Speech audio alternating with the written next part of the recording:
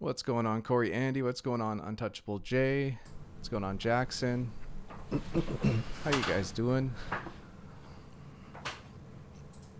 I'll get to those props in just a second. Just setting up the stream at the moment.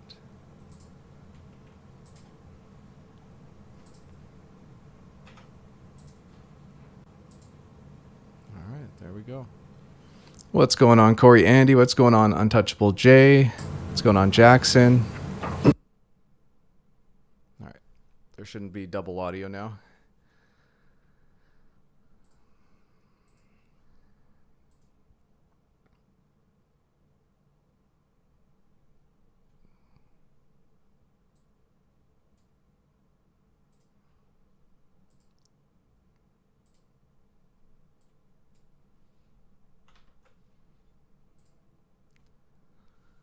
I got props, boys. Be right back. What props? Edelman over 4.5 receptions. Cam over 227 passing yards. Wilson over 235 passing yards. Cool. Didn't mind the Edelman one, but the others seem not great. Depends on the odds, I guess. Edelman questionable. His game time status. Bills Rams line hasn't moved. Rams still +3, though. Thought public would take the Rams, but the Bills did have a good showing today. I'm guessing that's next week's game. Corey. What's going on, Jamie? Chiefs, impressive, unimpressive win ever. Every win's impressive. It's not easy to win in the NFL, even for a team like the Chiefs.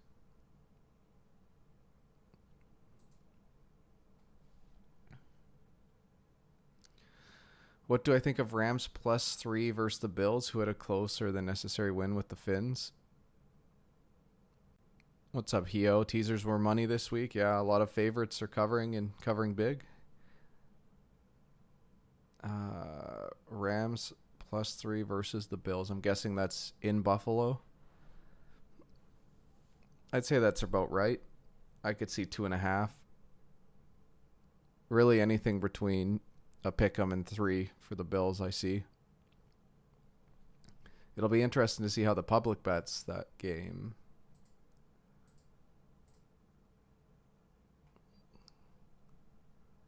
Where is it? Yeah, so far people are hammering the Rams early, so I guess people are liking the Rams at +3. Oh, Untouchable Jay, you lost 3 of your teasers.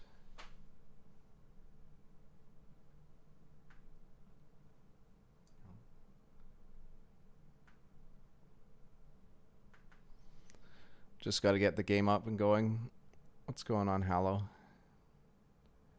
Fitzpatrick had his way with the Bills D, but Allen had another good game. But for some reason, the public still seems down on the Rams. They were 9-7 last year. I don't know. The Rams are 2-0 to start the year. Although still trying to recover from my Panthers losing to Tom Brady. Did you watch the game, Hallow? I highly doubt you watched it.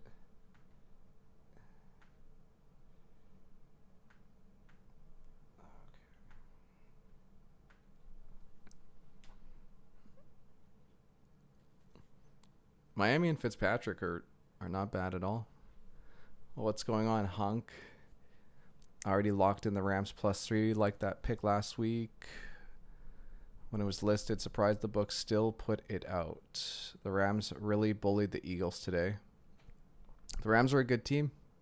They're a really good team. Untouchable Jay, you had Eagles, Chiefs, Jets. Damn. Anything is possible. Oh my goodness.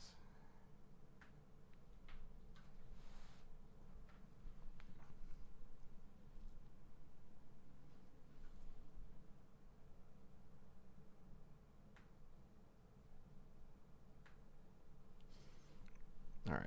I've got the game up now.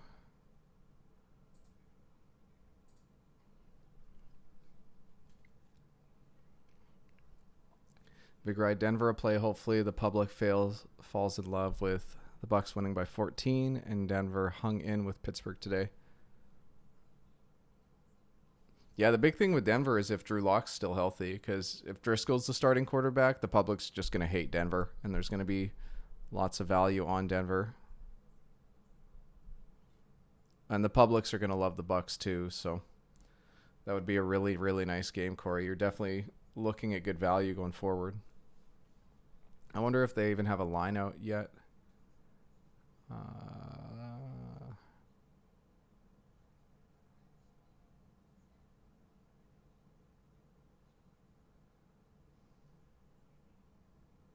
Yeah, it opened at 3.5, but you could get it. You can get Denver +6 at some places. So that line looks like people are going to be betting the Bucks heavy early. Play for this game is the Pats +4. I think you might be able to get them at +4.5.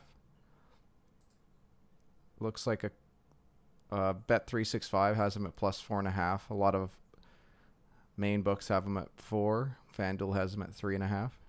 But I like the Patriots. 32% of bets are on the Pats. 31% of the money are on the Patriots. So public loves the Seahawks.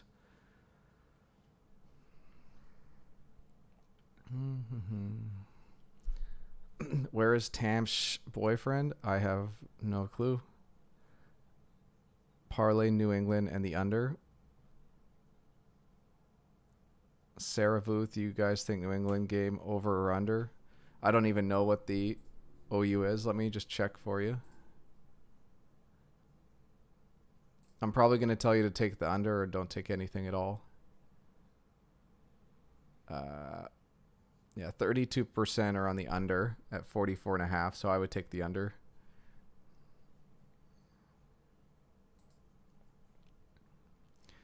Word on the street is Locke is out a few weeks. Yeah, that makes sense then. That line will probably sit at 6, maybe even 7, just depending how people feel.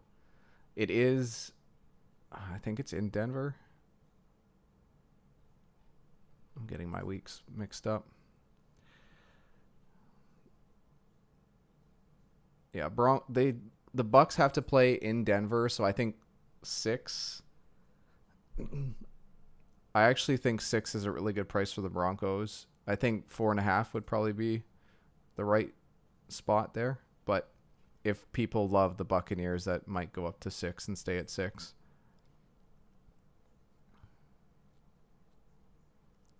Nice, Untouchable J. Yeah, 4.5 is...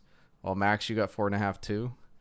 That's nice. I got them at 4. I wanted to get my bet in because I wasn't sure if I was going to make it back before kickoff. So it looks like there was some late money on Seattle. Pushed the line up to 4.5 for you guys. That's really nice. Corey said the Bucks didn't impress me at all today. I had the Panthers +8 and cashed out, but the Panthers roster is one of the worst teams in the league, and Brady really didn't look all that great. I didn't watch any of that game, so I don't know, Corey. I'm going to have to wait a few days until I watch the condensed version later on. Big Right, do you think Denver +6 could go up further? I think +6 is a buy now. I think effort is already a factor. The Jags seem to be playing their asses off while the Jets seem to be quitting. A 55-yard rushing touchdown. Yeah, down 18 on a 3rd and 31 is all you need to know. The Jets have quit. The Jets are just not good. Like, they just don't have good players. They don't have good coaching. Like, I don't even know if it's that they've quit. They're just bad. Did they announce that Barkley's out for the season? I don't know exactly what his injury was. I just saw him getting carted off.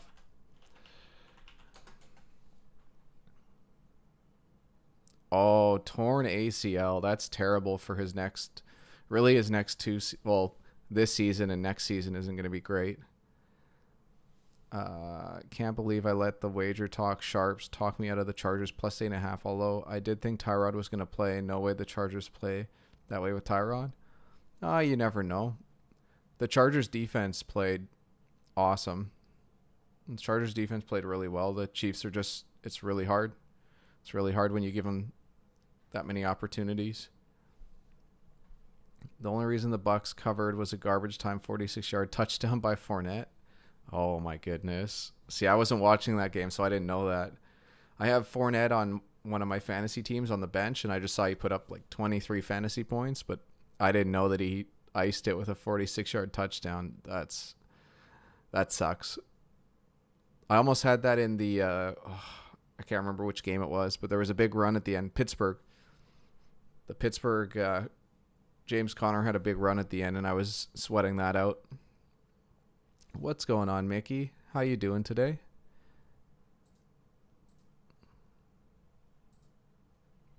Yeah, the Panthers almost covered, and the Giants, Broncos, and Bengals all backdoored today.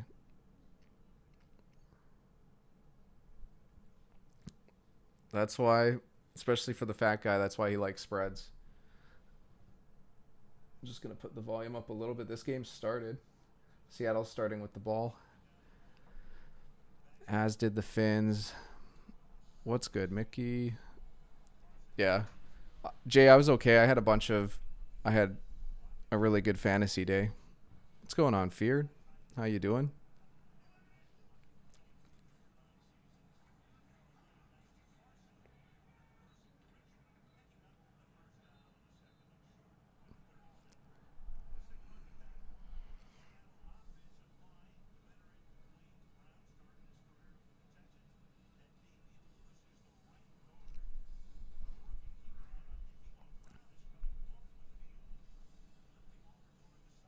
Oh, Dwayne Brown, an early injury, and he's pissed. It doesn't look good.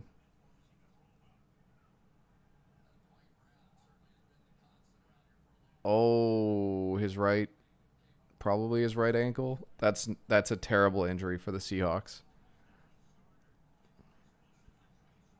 Oh, and there's a pick six. Was that Devin McCourty?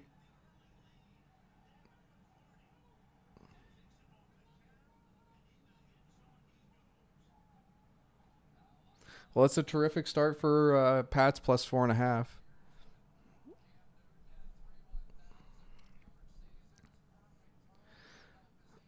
They brought a stunt on the side Dwayne Brown plays on, and that definitely didn't. I'm sure it didn't help Wilson, but that's just. Is it Disley? Oh, it's Greg Olson. Pretty much hits Olson in the face mask. Those tip balls are always so dangerous.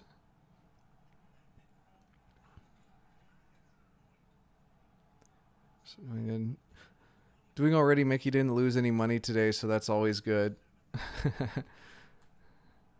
Jackson, I enjoyed the Fournette touchdown. Thank you for asking. NFC West, a hell in a cell for sure. I almost wish there was a separate stat for like an interception, and ones like that where the ball, like, it literally hits Greg Olson in the hands and it becomes an interception for Wilson. What's Jimmy G's status? I think Garoppolo could have kept playing. I think they knew they had that game wrapped up, and it's saying that he could miss time. Oh, it's a high ankle sprain. That's not good.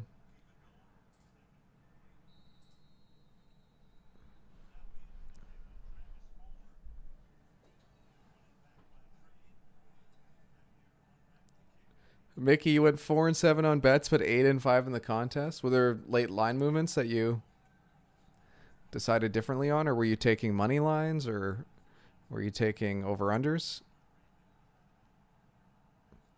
or are you just hedging your picks and bets?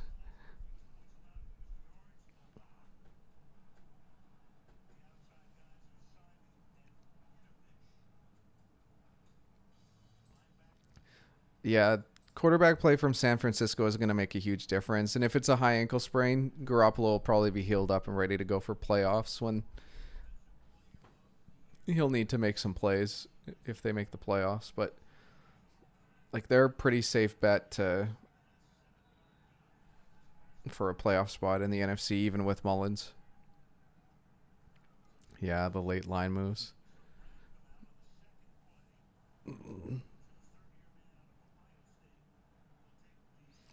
We had another losing week. I think we're 6-8 so far.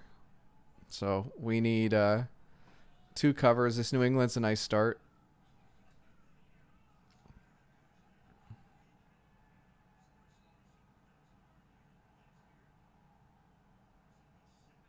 I don't know how, but the Pats defense is actually underrated.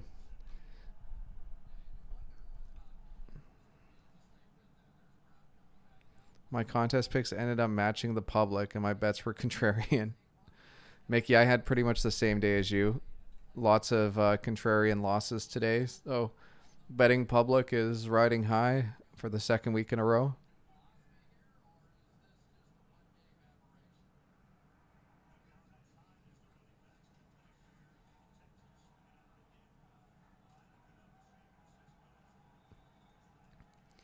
Seattle has a really nice 1-2 punch with Carson and Hyde. It feels like every team has 2 or 3 guys that can get it done at running back. It's such a, I don't want to say an easy position to replace, but there's just so many talented players. I missed on Dallas today, moved to 3.5. Just missed on Bills in the first quarter. McCaffrey, Mostert, and Kittle would be pretty unlucky, Mickey.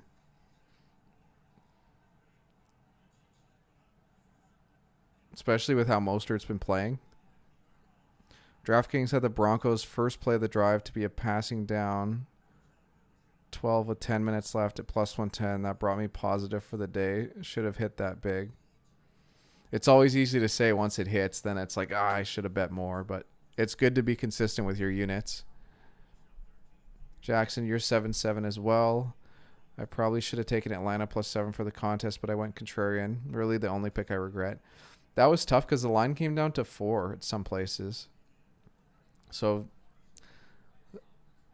people hammered Atlanta to get that line down from 7 to 4. I think Dallas had some injuries coming into the game, and it might have moved the line. I'm thinking about starting to put out a video maybe Saturday and talk about those Sunday games, because the market is just, it moves too much. Fat Guy should be joining us soon. I've sent him the invite and stuff, so it's just waiting on him to join.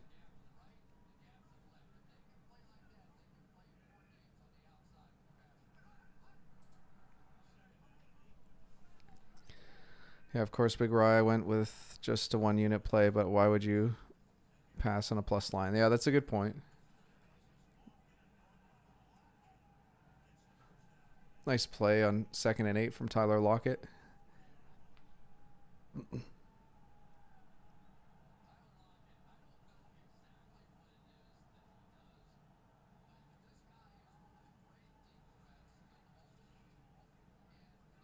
All right, Jay.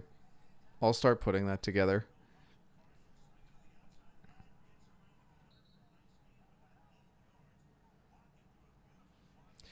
Yeah, I went down to like 3.5 in some places before kickoff. I put a little money on Dallas, only for them to lose 4 fumbles in a quarter. See, I didn't watch that game as well. And if they had 4 fumbles in a quarter and still managed to win, that's so difficult. I saw the end of the game. That was amazing. And that onside kick was... I've never seen players just let the ball roll like that. Bigger, I was reading a gambling book about the Lions, and they said that when a line is put at plus odds, the book doesn't view that team as an underdog. The team is listed as plus for the public to fade. Yeah. The I don't know how many lines I've taken, and this is at like even lines at minus 105 on both sides. Like at Pinnacle, they know that sharps are betting there because of their odds. So teams that I like to take are usually like minus 110, minus 112, and it's a pain in the ass. Yeah, Mickey, we're not able to broadcast together right now because of COVID. Fat Guy tested positive just before the season started, so we're just taking a little bit of a break. But we still got the Zoom setup that we're able to make the videos and do the live streams. It's actually a really nice setup.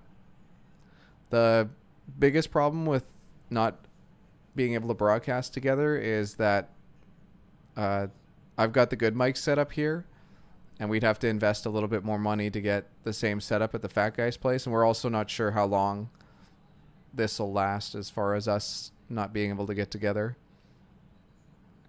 And Corey, I completely agree with that logic.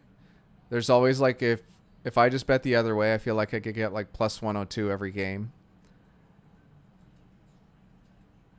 And that's why, like, Waiting to the last. That's the only downside of waiting to the last second to make those plays, because you really can get better juice if you're shopping the lines during the week.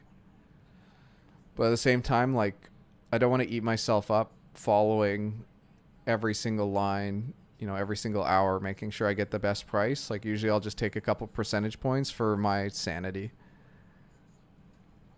But it depends how much you're betting. Like, if you're betting really, really serious, like, it's definitely worth taking that time to do that.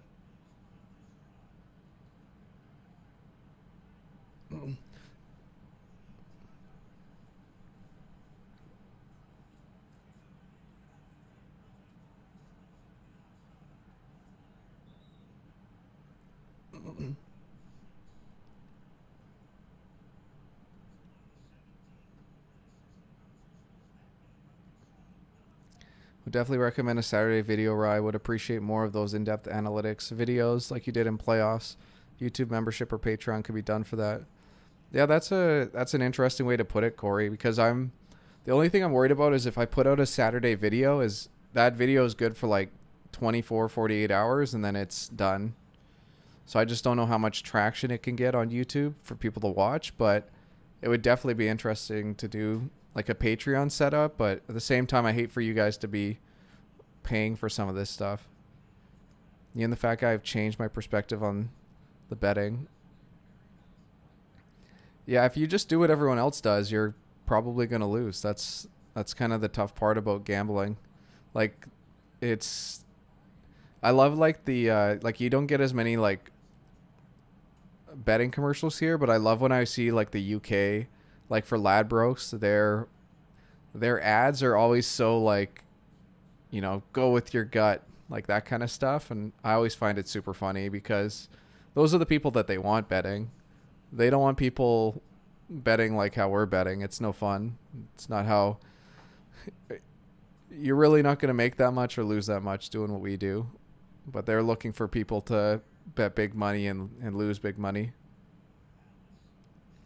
It's okay, Mickey. We had a very few cases a month ago, but we had a bit of a surge, cases per day. So Dublin increased restrictions. I was thinking today, I think Steve Belichick would take over for Bill instead of McDaniels. That's interesting. There'd be so much pressure on Steve Belichick to like perform well. It's kind of unfair. You and the fact I provide some great insight for free while sharps charge hundreds for picks that someone can spend 15 minutes doing research. Yeah, that's true. People think if you're paying that money, you're getting expertise, which I always refer to like gambling and sharps and picks and all that stuff as like very like trench coaty. Feels like you'd like the Steve Stevens guy, like the characters. I always find that guy hilarious. Yeah, that Steve Belichick should get it for his mullet alone. That's funny, Fear. Yeah, Belichick's son's money is glorious. I didn't see that you put that, Mickey. That's hilarious. But I appreciate that, Corey. That's really nice of you to say.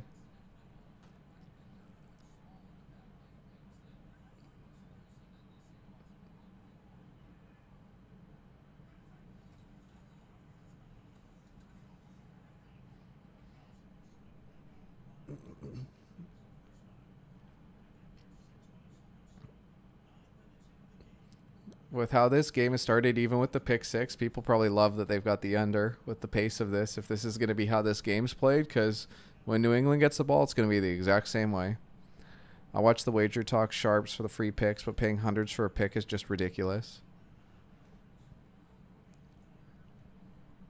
Well, it comes down to if you're going to be paying hundreds of dollars for a pick, like you would have to be betting like $4 or $5 grand a pick to even make it worthwhile. And I don't know many people that bet $4 or $5 grand on a game. Speaking of the Colts, another meh day from Rivers. I think they could have kept Brissett to feed the ball to Taylor. Rivers is going to be just fine there. And you know what's so nice is that if Rivers gets injured, which I know he's like one of the only players in the NFL that never gets injured, is Brissett can step in and play just as well. And Brissett's still getting all the reps. He's getting all the practice. Like, when he needs to step in and play, like, he's going to be fine. Indy's deep. Indy's coached well. Like, Indy's a Super Bowl contender. I actually took Indy for my keeper league pick this week. Or survivor pick, I guess I should say. I was really, really happy with that game. I'm concerned about Taylor like Derrick Henry. Both guys got so much tread in college.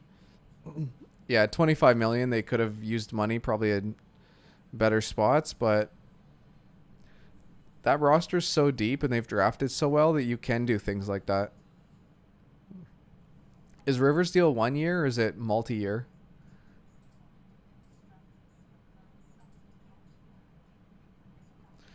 Maybe I'm just one of the few positive Brissett before his MCL sprain. They were 5-2 and were in pace to beat the Steelers. Brissett's a good player. Like, Brissett's a solid player. I keep thinking in my head, like, quarterback rankings, and I'd have to sit down and look at every single one, but I don't know. Some of these teams that are really struggling, like, I can't tell if Darnold is just not good or if the coaching's bad or if it's both or there's just no progression. But, like, Brissett's one of those guys that I feel like he gets better every time he gets to play. But then you see guys like Kyler Murray and co, and you think, like, if you have Brissett and you're a coach in this league and you have to prepare for guys like Kyler Murray each week, you're thinking, like, I can do better at quarterback. And Kyler's just a junior version of Russell Wilson. Like, Russell Wilson has been unbelievable. Corey, I watched Max, like, his snaps before he got hurt, and Marlon Mack was playing tremendous. Like, he was playing so well. To think that they'd have him, Taylor, and Nyheim Hines, and Hines looks a lot better than he has in his rookie season. 1 year, yeah. That makes sense. It's really like a stopgap for them because who knows who they could get the year after in free agency. They're still going to have to pay a lot of their guys. I don't know what their contract situations are like in Indy, but Indy's set. Like, Indy's going to be good for a long time. Darnold showed promise his rookie year versus the Packers and Texans, I think. Gase has bombed him. Brissett won a few games for me last year. He's definitely nice. Brissett's a really good player. I'm so sick of Rivers. He has lost me so much money. Yeah, Rivers is turnover happy. That's the only thing I don't like. Oh, what's going on, Dylan? How you doing? You hit that 2-team parlay today, so you're feeling good? And what's going on, Michigan backhand, Detroit one time? How you doing? I'm a Bills fan, and Allen had Andre Holmes and Kelvin Benjamin as his two starting guys now, and he has Stephon Diggs and John Brown as his starters. Just 2 years later, and Allen's only getting better. Allen has all the raw talent, but has been coached well. Allen's looked tremendous to start the season. I know he's had, 3 or 4 fumbles now. And he's had some of his throws, you just, like, grab your head and you're going, like, holy smokes, this guy can't make a throw. And other times, like, I don't know. There were certain passes today, like, when it counted, like, he made it count.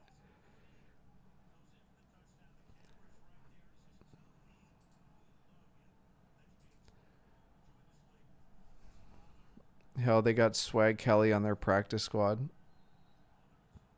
I actually forget who Swag Kelly is. Michigan backhand 0-2 in fantasy. That sucks. Still a long season, though.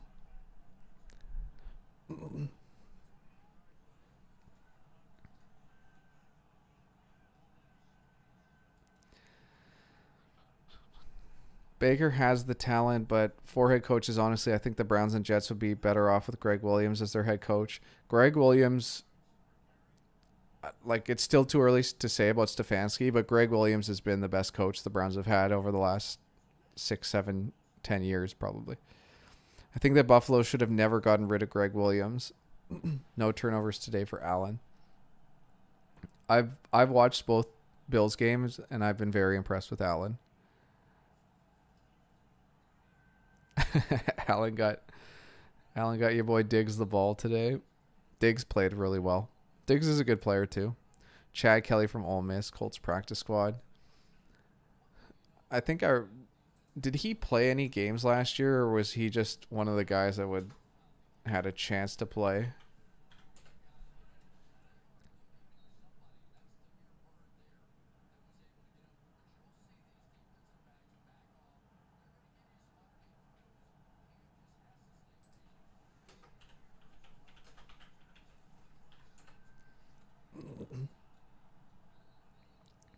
Well, this is going to be a run-happy game.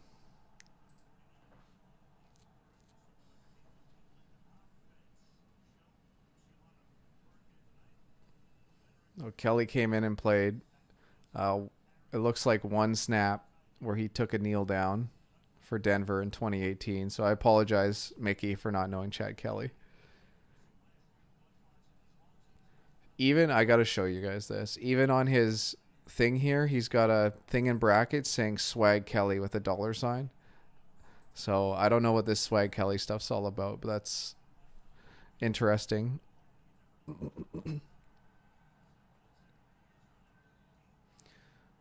Elusive play from Newton, but he throws it away.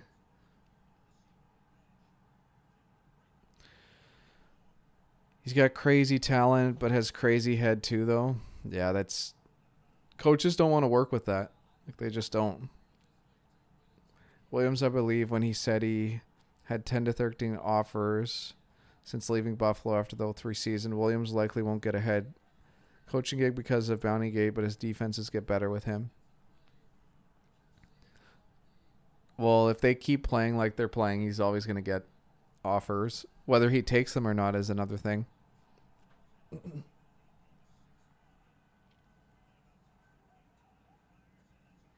Big play on 3rd and 7 from Cam Newton.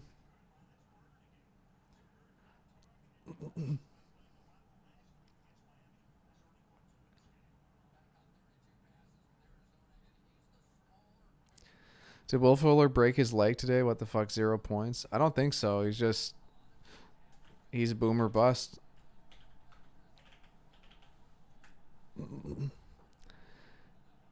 He's the one who Broncos cut because he broke into someone's house. Yeah, that's like an easy decision.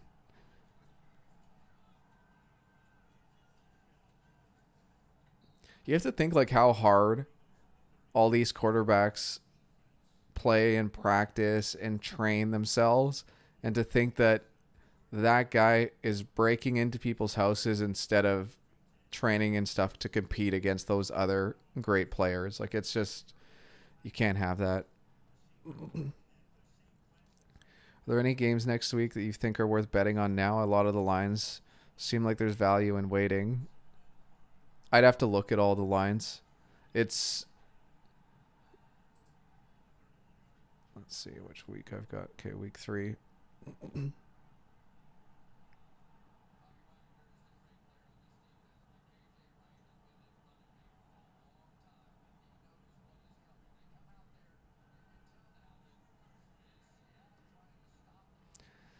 People are all over the Giants +4, which opened at 6.5. So people really like the Giants. With if Garoppolo's going to be out, I can see why that line's moved. 3rd and 4, Seattle's going to get the stop. But also, like, I don't see that Giants line getting any lower, so I feel like you can wait.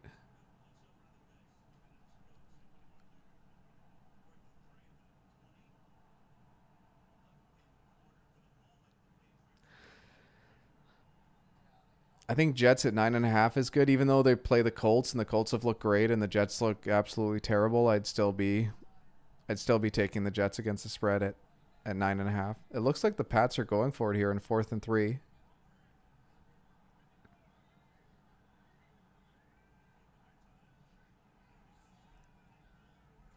Oh, what a catch by N'Keal Harry, and a huge hit from Jamal Adams. Definitely going to be flagged for unnecessary roughness.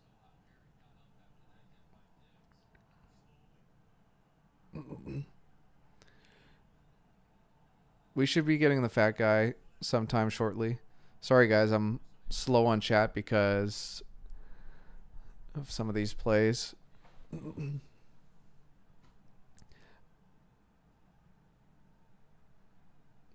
Jackson, I don't think there's nothing I see here that's like jumping off the page. I'm pretty sure you can wait. Oh, that's helmet to helmet hit. No wonder it seemed like that. And Keneal Harry was still doing everything he could to hold onto that ball as tightly as possible. It's amazing some of the plays that these guys can make at top speed.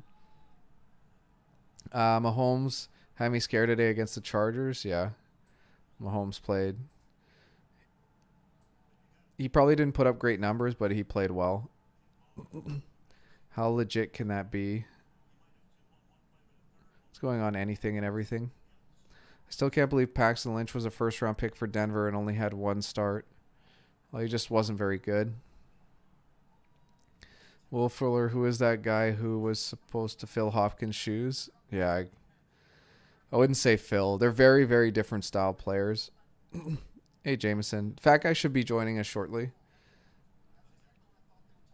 Butker today was unreal, those 3 kicks. Yeah, he came in clutch today. I meant Chargers, not Charges. Herbert should be the Chargers starter from now on. He seemed fearless. Tyrod is just scared to make a big throw. No, Tyrod's just conservative. I could see them using both guys. Like, I could see them using quarterbacks for different downs, which I know isn't very popular, but I could see it happening. Ravens defensive backfield happened to him. All right, we got 1st and goal here for the Pats.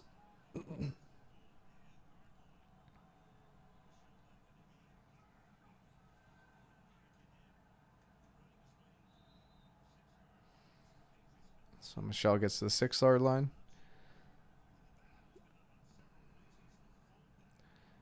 Dan Quinn and Adam Gase should be fired tomorrow. I was thinking that, like, which guy? But I was actually thinking the exact same thing, Corey. That's funny that you say that. I agree, Corey. They look totally different without Taylor in a good way. Chargers came to play. Those divisional games are tough. Like, they're tough because the coaches are so prepared for each other. I don't get why Quinn is still there. He's been doing this for years. Your beard, this is the same Tyrod that was checking down in Buffalo. Harry did look dead. I don't think Quinn survives the night. It was such a bad loss. It really is the right time to get rid of him. It's just, who else are you going to have coach this team for 14 games? Fitzmagic plus 2.5. Public is in love with the Jags and Minshew. Philly -6. Be surprised if this isn't an injection. He's out of here. Matt Ryan can't do anymore. He had 276 yards and 4 touchdowns, no turnovers. Matt Ryan's terrific. And the thing with Quinn is, like, he's a defensive coach. Like, he should be making that defense better, not the sieve that they have been. And they had the one good year, I believe, this first year there. Keenan Allen owners are excited now. Yeah.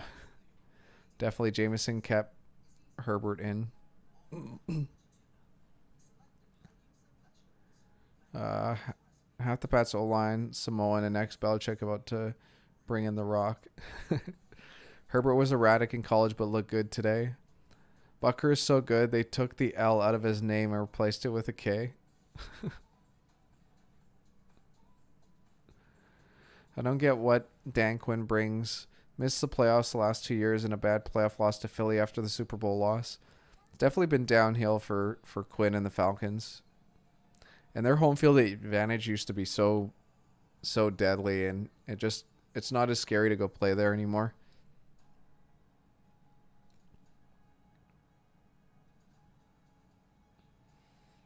Oh, fear that sucks.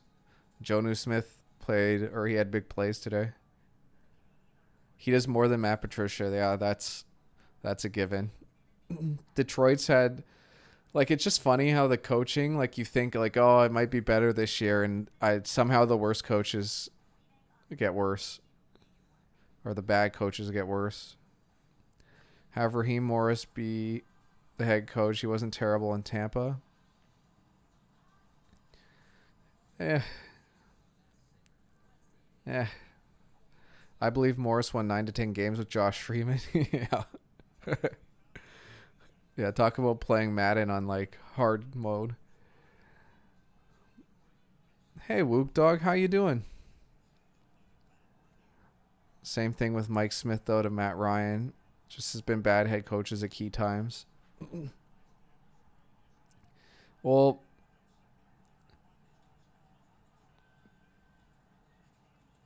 oh, and what a play by Newton. They marked him short, but he definitely looked in.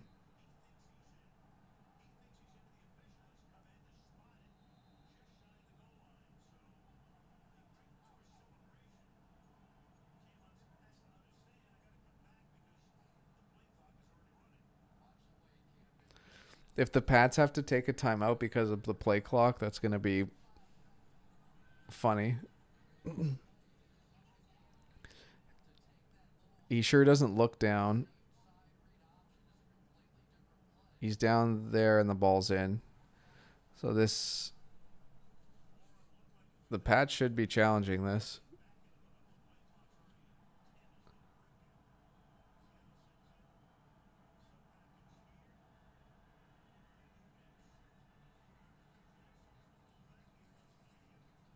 Oh my goodness. The blocking for Newton there was unreal. It's such a huge advantage to have a quarterback that can run the ball.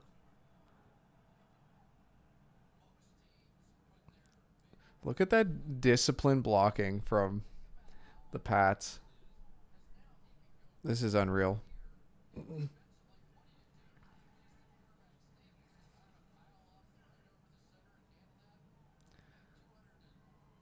Like, I know it's a good result, but I guess that's why they didn't challenge. Like, they made that look so easy. Oh, Mickey, you're 9-5? That's even better.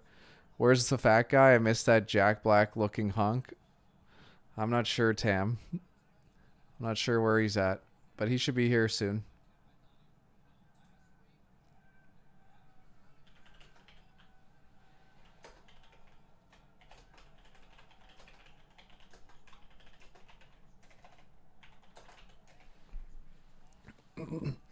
The week before, too, that was Russell Wilson's first playoff game, and Seattle almost came back from down 20. Yeah, but Cam is like a tight end running in. It's such a huge advantage.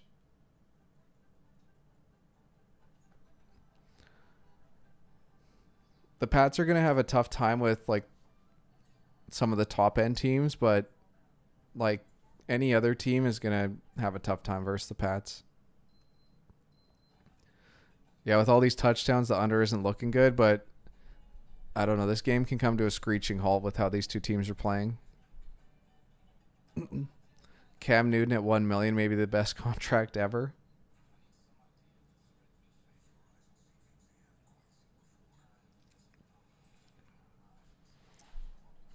Is Cam Newton only getting paid $1 million this year?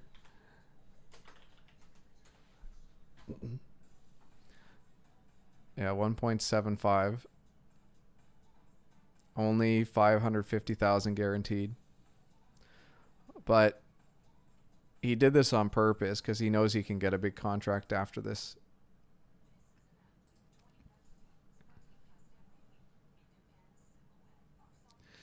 You thought Belichick would trade a third or fourth for Brissett? Oh, okay, that makes sense. Definitely Corey. He wants to prove he still has it, and you know, Belichick wants to stick it to the league. He don't need Brady. Pretty much. He really doesn't. That's the crazy part.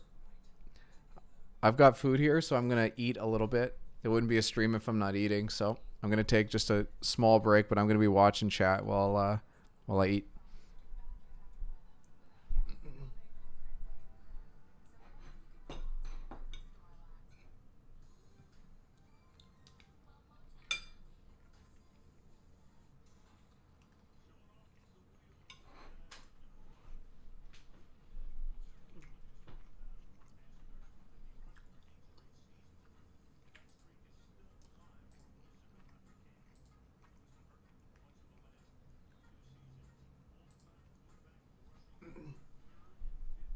Overall, 22-8 in first place. Good for 73%. Insert clever pun.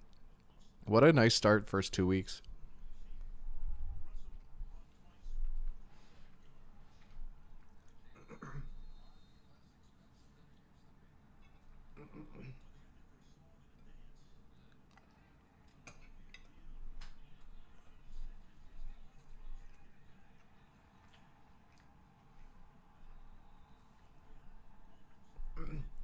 We got to see the kicker tackle there on that run back. Corey, see, this is what makes Belichick so good, is that the players are so well coached on the Patriots that they can do different things on offense. There's times where you're watching like the bad teams play. Like think about a coach like Adam Gase. Like they're still trying to figure out like basic football things when they're running plays. And the Pats are like, "Oh, what do we want to do this week?" Like it's just such a different atmosphere and how they're coached. And it makes a huge, huge difference when it comes to win probability. That's why like I was so big into scouting players and learning players, and like you can take Carlos Hyde and put him on every team and he's going to be, you know, on 10 of those teams he won't play a snap, and on 5 or 6 of those teams he's going to be like MVP caliber. And I know it's crazy to say that, but that's just how the league is. Like if Carlos Hyde is the starting running back for the Chiefs and they have no one else, like you're telling me Hyde's not going to be putting up 150 yards a game?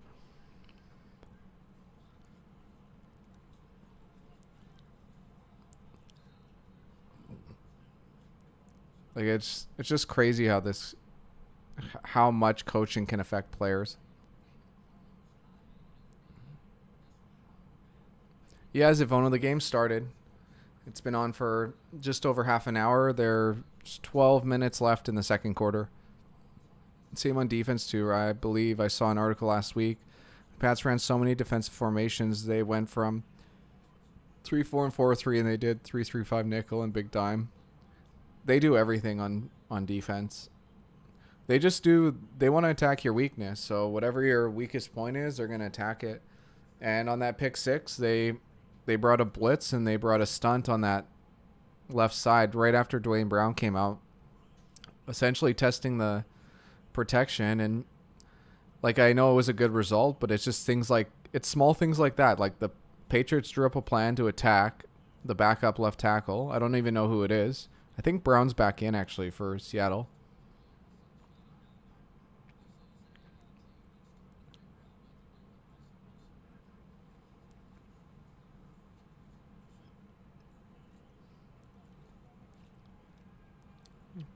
A little drop off to Metcalf.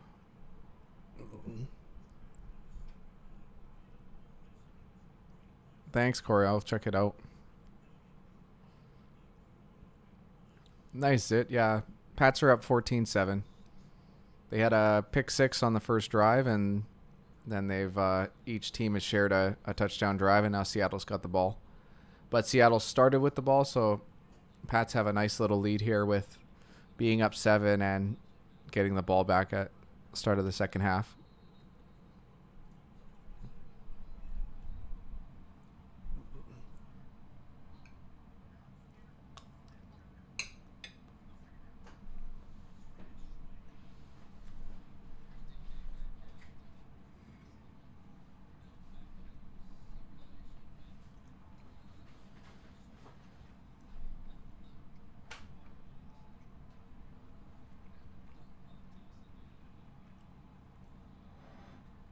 Yeah, no worries, Corey.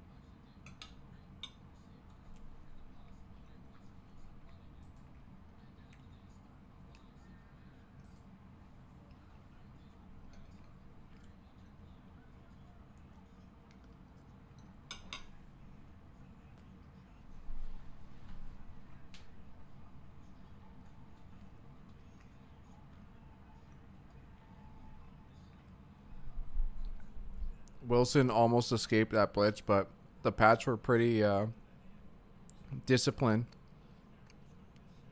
I know that's a big thing when playing Russell Wilson is just not giving him those openings, especially like between the guards and center, and to let him escape. But they did an excellent job.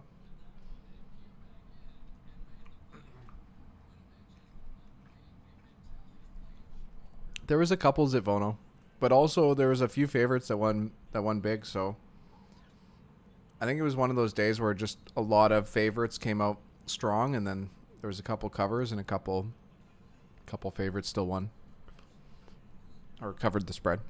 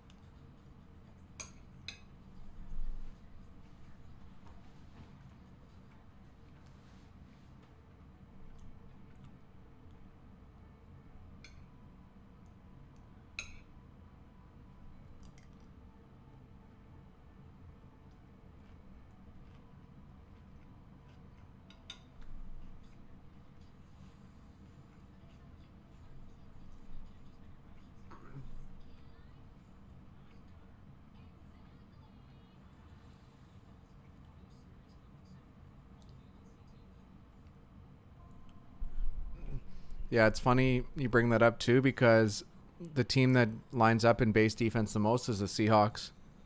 And I think that's why a lot of people like the Seahawks in this matchup, because they have such strong linebackers. But I don't know, Pat's first drive looked good.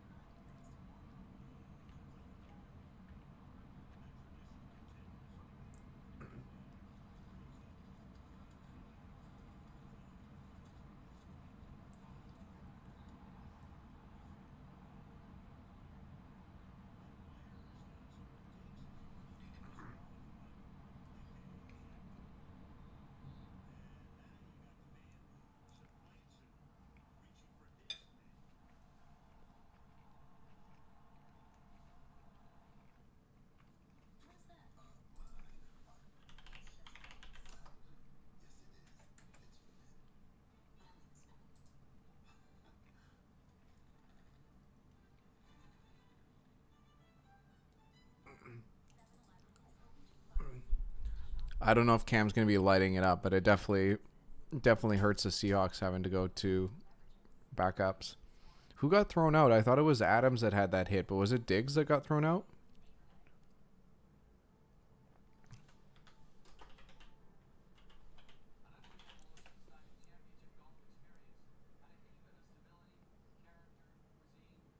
So Diggs had that hit.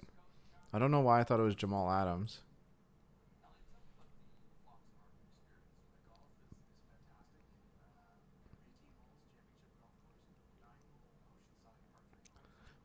I think everyone wants to see a Dylan Toddfield Mickey Hill bet of the century. Dylan hasn't shown up to stream yet today, so hopefully he's doing okay.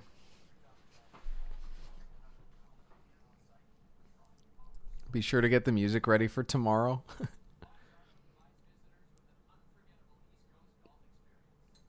Chargers fan sound recording today had this guy going wahoo about every 30 seconds. I can't stand the fan noise stuff. It's just too corny. And you get enough like good sounds just listening to the game.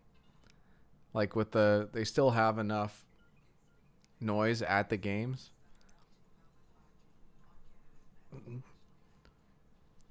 The one thing I have noticed though is that the announcers draw a lot of their energy from the crowd, because you can tell like some of these announcers, their calls are just they're lackluster. Let's say that Dylan T doesn't want this heat anymore. No, he probably met a bear. Now he's got no interest in being. But the fat guy's not here and Dylan's not here, so I don't know. Sometimes 1 + 1 = 2.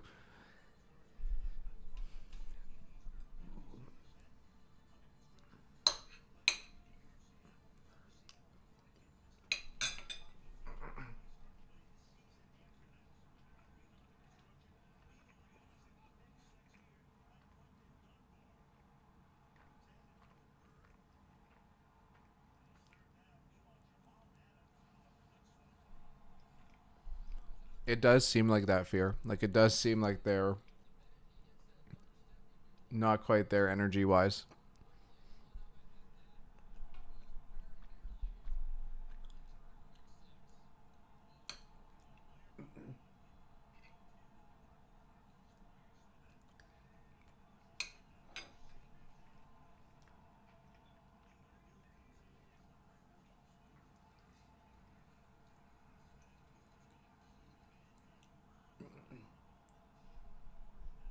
So Newton was just short of the first down. I'm guessing the Pats are going to punt here.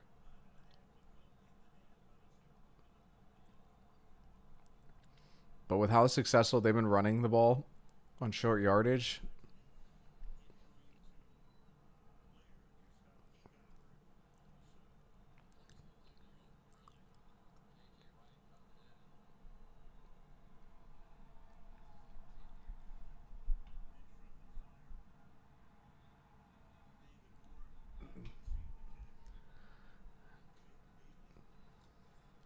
Dylan's always trying to make moves. Tried to get me to trade him Mostert this week. I wouldn't, and he got pissed. That's really funny. Yeah, it makes sense. If you're going into a huge stadium with a live crowd, you feel it. It's not like I'm bringing the energy here in a small room by myself. Oh, Dylan Toddfield is in the building. From what I remember, the delivery guy gave me 2 pizzas, 8 wings, and a Mountain Dew. All right, Dylan. Sure. Maybe you can deal him now with the injury. Yeah, maybe. Dylan, you still want to trade for Raheem Mostert? He had a big day.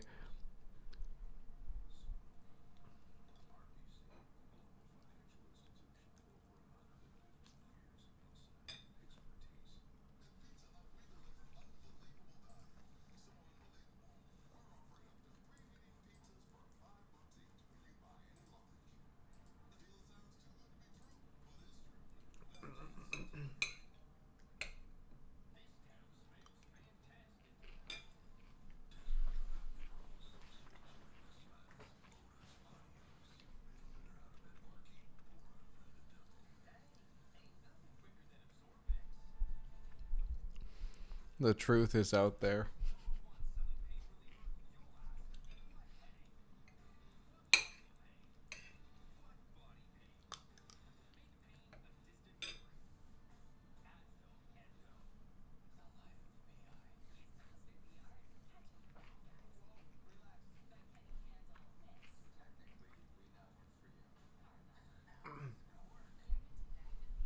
Well, that's the thing about trades, Dylan, is that both sides have to agree. You're not always going to get the move you want.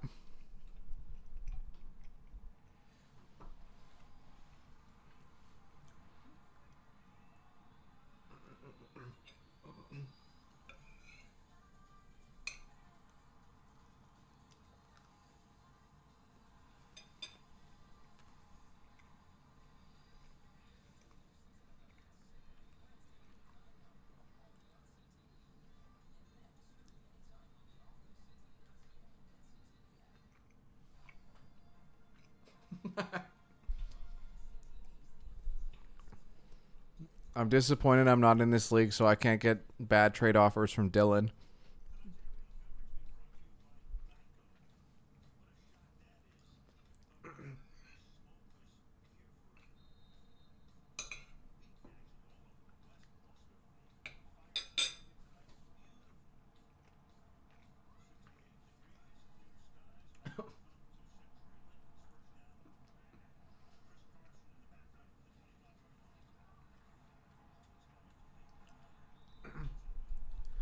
Dylan says, those were good offers, Jameson. You just JO to your starters and don't trade them. Bring in the fire, Dylan.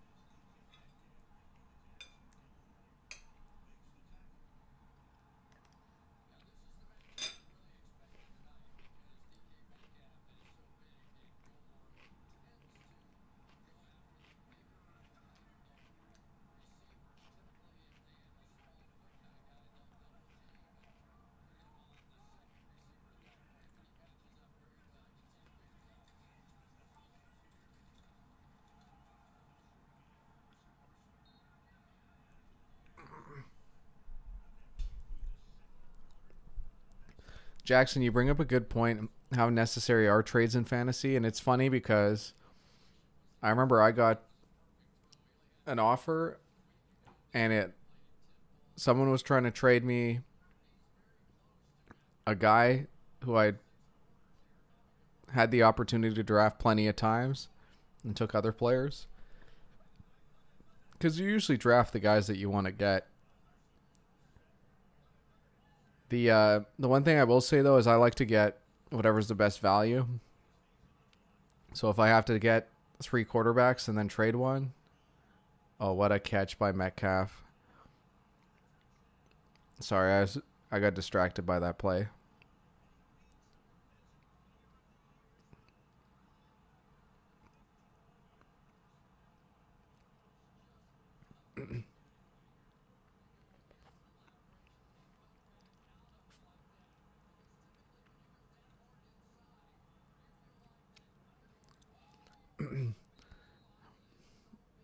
Metcalf just beat him with speed. And Gilmore still almost made a play on it. It shows you how good Gilmore is. Even when he's beat, he still almost made the play. And Seattle gets the extra point. This game's tied at 14.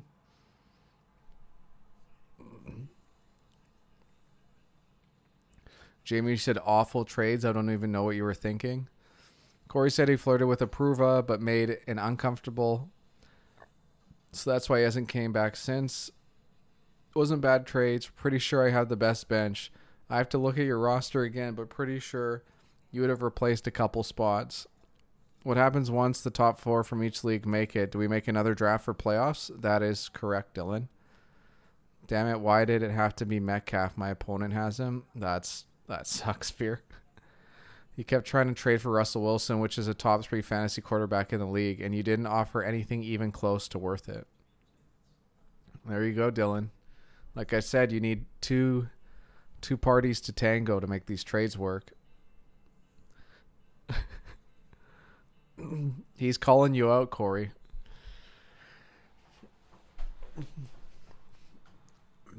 Everyone knows Dylan's the professional shit talker on the BRFG channel.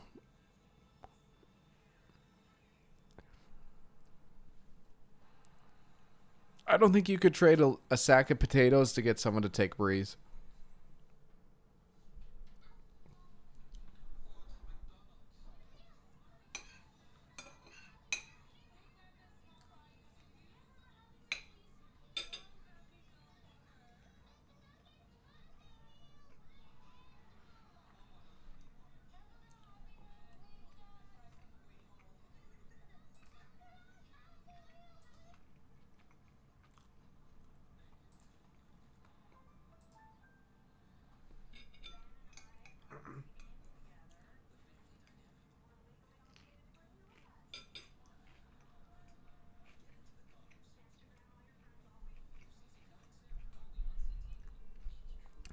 Apurva is one of the main contributors to Big Ryan the Fat Guy, Corey. Breeze alone seems like a fair deal.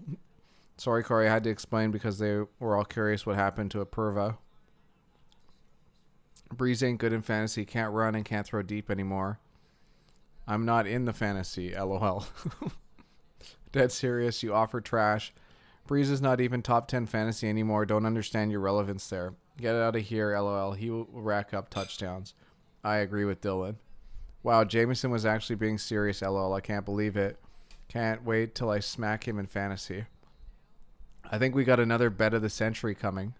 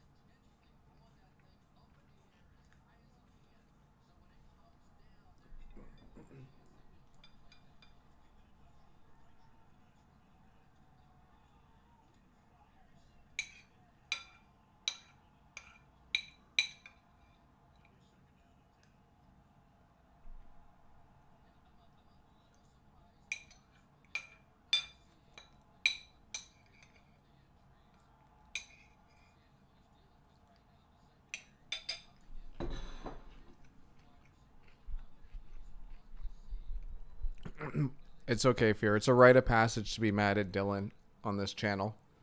Dylan's like he's the Stephen A. Smith of Big Ryan the Fat Guy. He brings the hot takes.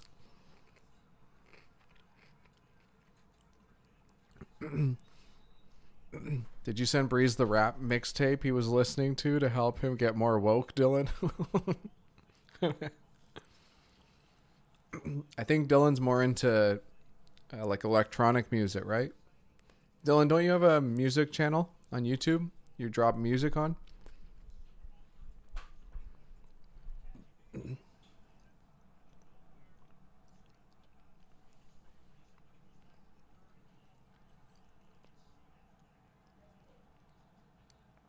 Third and 2 for the Pats.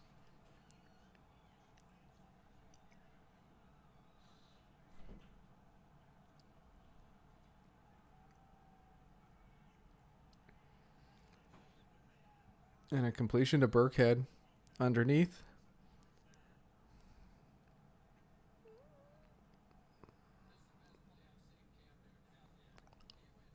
Dylan's still learning.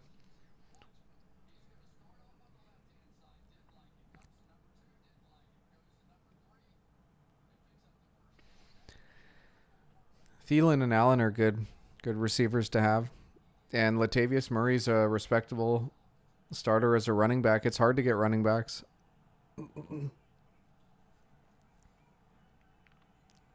Screen to Burkhead. And is blocked very well.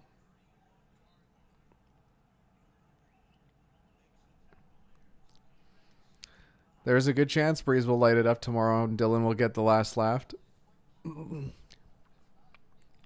Dylan's a big Saints fan. Dylan, what do you think the chances are that the Saints win the Super Bowl?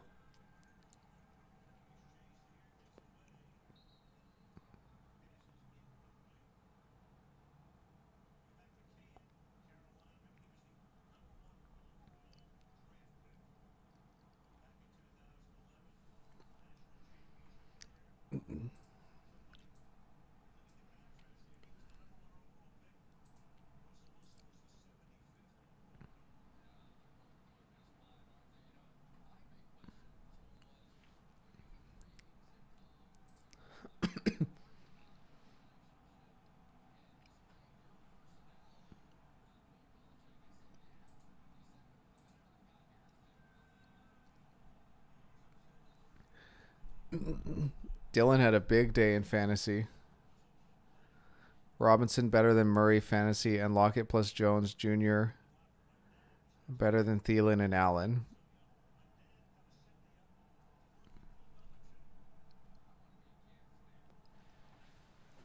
Dylan, why are you trying to trade James Robinson? He's a good fantasy player to have. James Conner had a big day. Stephon Diggs had a big day.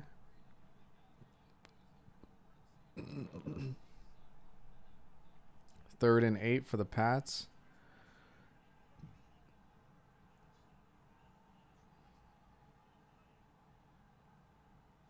Pats have an interesting decision to make here because I don't know how much confidence they have in their field goal team. It's going to be about a 50-yard attempt.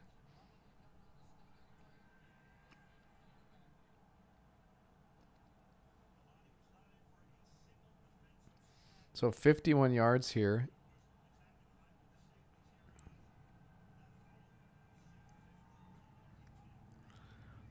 And Folk misses left.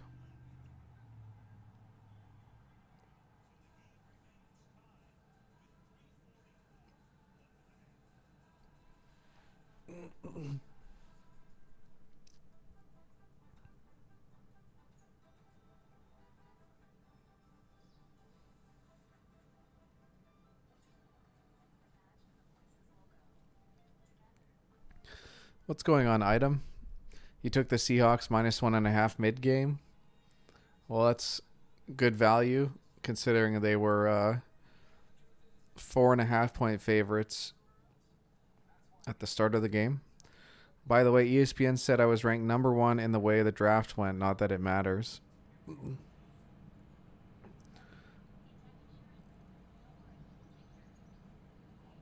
I mean, going by statistics, it isn't a huge chance, but I know they will win this year. The best team in the league.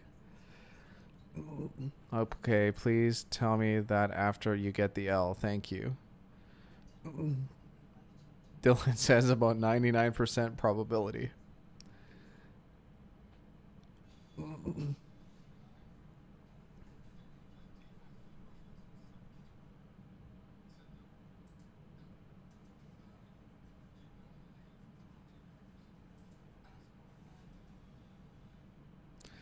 Mickey, you had a big day too. You were head to head with John Stacy.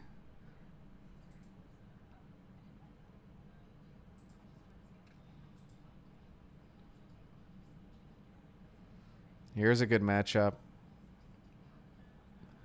My Balzac Ertz and Cam Can Winstone. It's not looking good for the fat guy this week.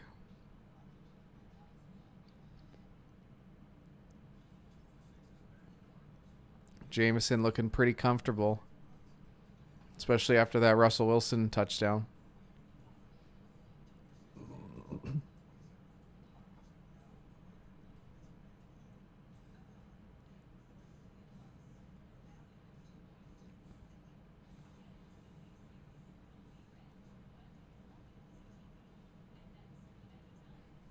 Yeah, Mickey, you lost 2 starters. Is there a place where I can see all these trade offers? There's been no trades yet. Dylan has made five free agent pickups.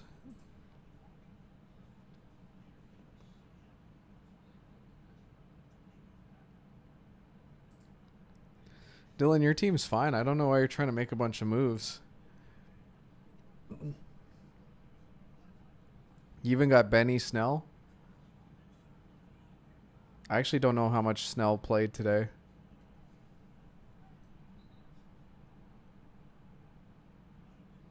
Corey Davis has had a really good start to the season. Golden Tate, I don't think he's played yet. Did Golden Tate play today?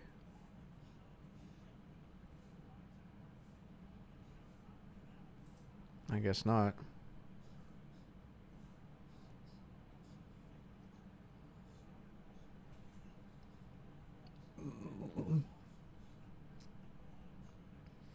Dylan, you actually like your bench. Bad week, but I like my chances. I dropped Minshew for Mitch FML. Just wanted to upgrade a few spots. I'm just glad Dylan hasn't found the smack talk button yet.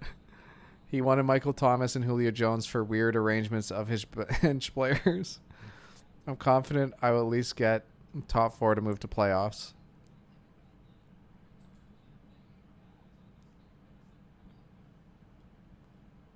Dylan, you're sitting pretty. You've got a good team.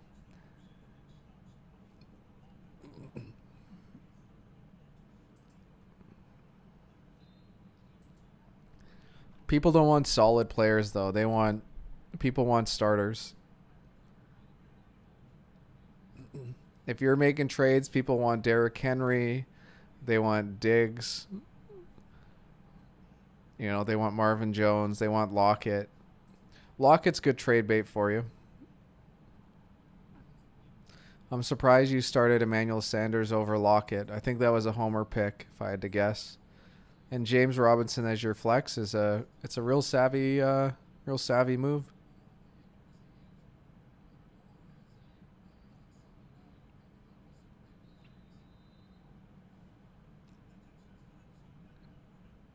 Oh, Benny Snell was minus 1.9 points today, so I'm guessing he had a fumble and sat.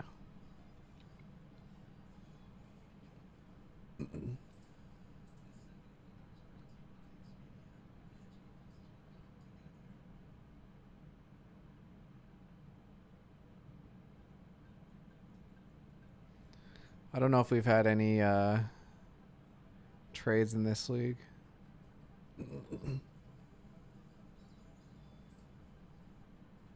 No trades in either league.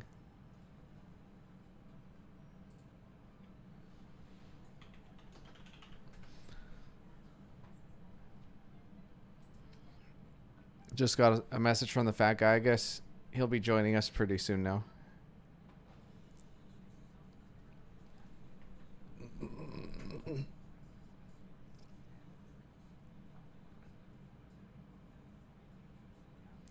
Because Sanders is starting and Lockett not sure will get more reps than Metcalf. And they're against Patriots D, Sanders against Raiders. Oh, Dylan, it's savvy.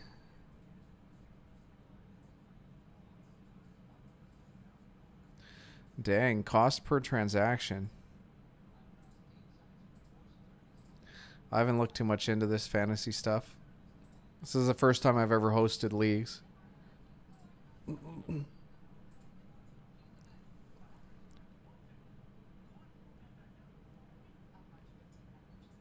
Dylan, what do you want to give for Taylor now? Depends. I will offer trades to people every week. Just have to analyze. Savvy moves.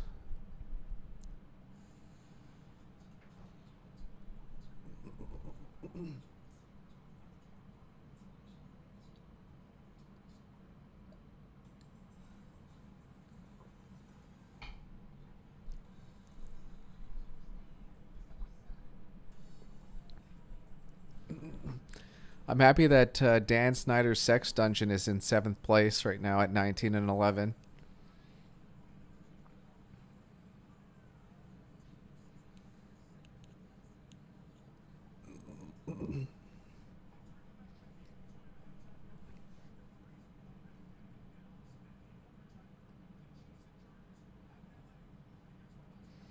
Corey said he's seeing line movement. Vikings are down to 1.5 favorites versus Titans, and 49ers down to 4-point favorites versus Giants. How did Dylan do on his picks today? Let's take a look.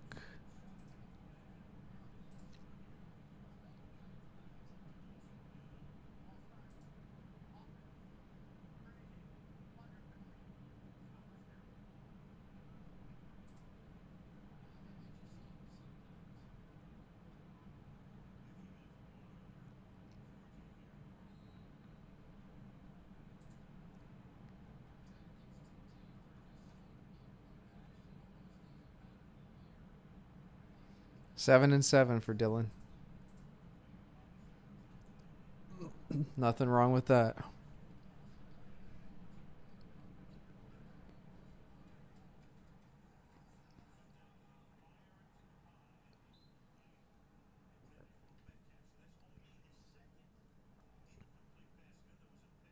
Oh, Untouchable J throwing shade.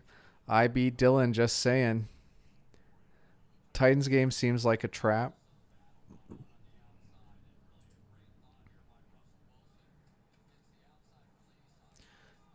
Yeah, I like the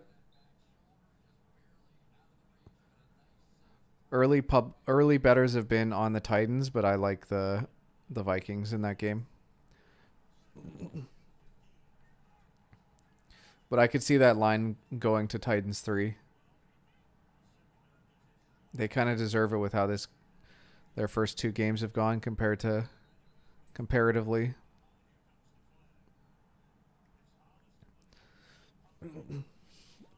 Dylan, not overall, Jay. You'll learn as you go along. Shouldn't give up or try to upgrade your players after 1 week. The fat guy said he's going to be here shortly. Depends if it's an upgrade or not. What's the overall? Long story, I'll get into it when I can jump on the stream. Yeah, no worries, fat guy. You jump on when you can.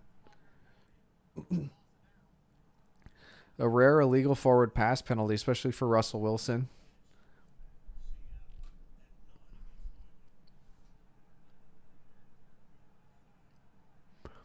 FanDuel has the Rams down to 2.5-point dogs. I could see that line being anywhere from pick 'em to 3. So I'm not too surprised it's come down from 3 to 2.5. Figure out you guys use Action Network this year. I know you guys were on Sports Insight last year. Sports Insight and Action Network are the same company. Action Network just has a little bit more info than Sports Insight does.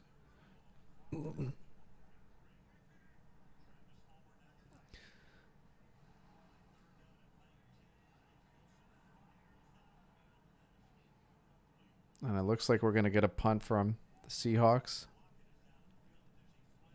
Oh, a flag is down, and it looks like Lockett might have picked up an ankle injury.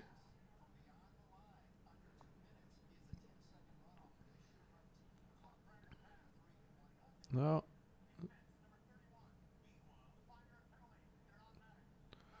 Big penalty by the Jonathan Jones, Pat's defense.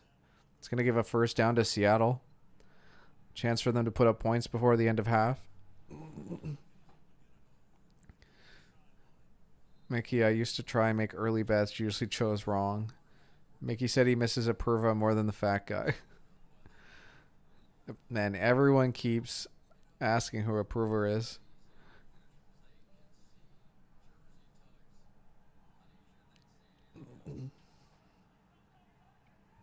Apurva is one of the contributors on the channel.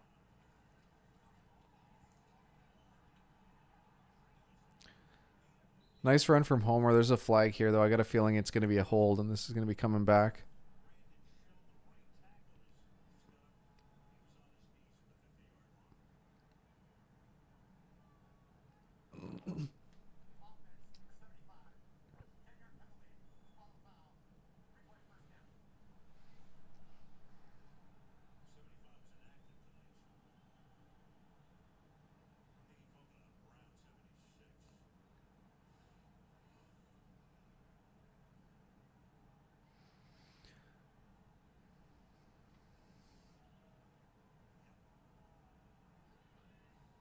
Must be invisible. Who, Wheeler 76, who just got the penalty because he's inactive, or Apurva?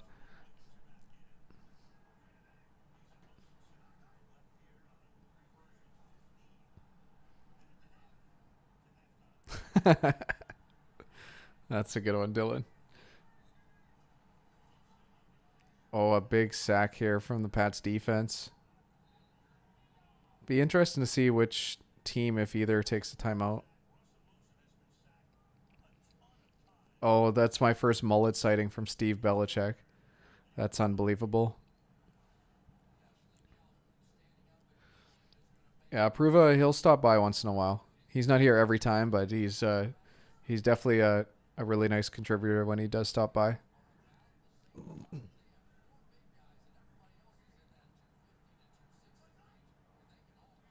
So 2nd and 26 for the Seahawks. 48 seconds left, and the clock is still counting down. They're going to run this ball. A decent pickup.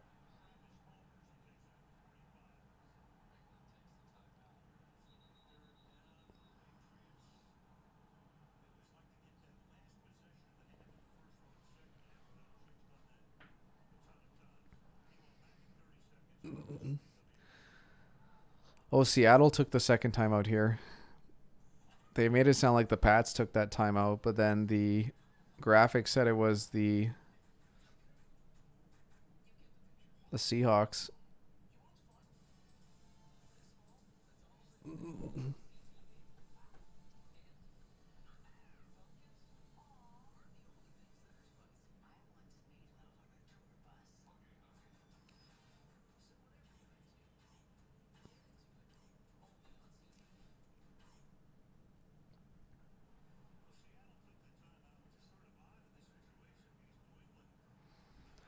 Fat guy must be finishing his 30 count at Buffalo Wild Wings. Has been a while already. Detroit could have maybe 15% at best money on them. Let's eat on Detroit, fat guy. This is me, Dylan. I'll be on shortly. J Mac Dylan is the fat guy.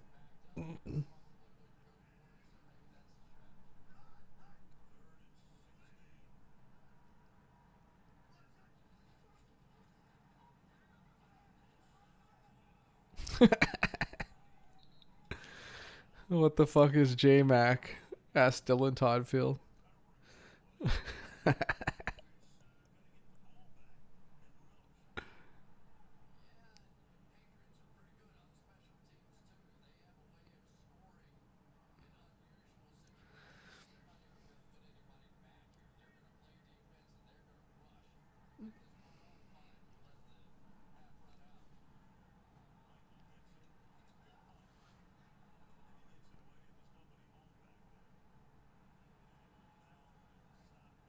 What a punt.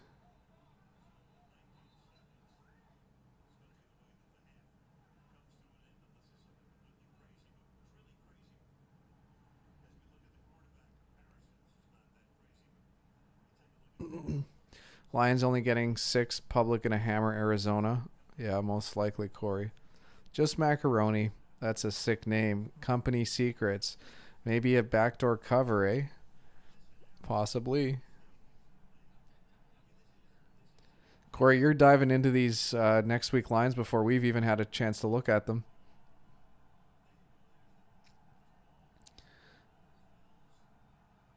But yeah, at Pinnacle right now you can get the line 6.5. But I could definitely see that line moving off of 6 in favor of Arizona.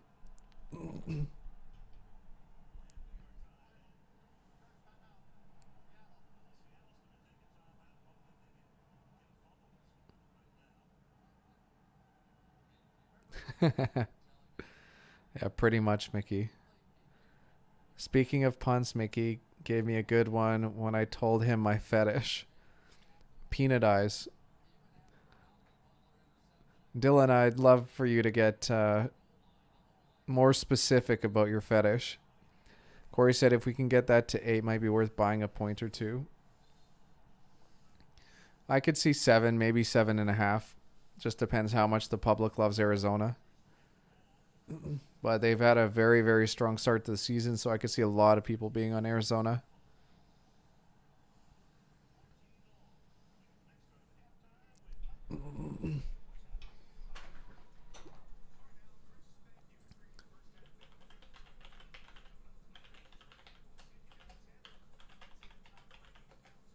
That's our email, Corey. BigRyanTheFatGuy@gmail.com. If you ever want to get a hold of us.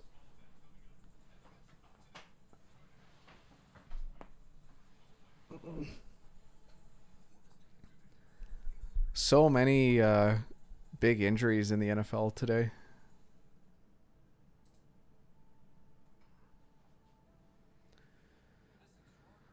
What do you think of the Cardinals' playoff chances? The division is still tough, and the public obviously really likes them right now, but they seem good.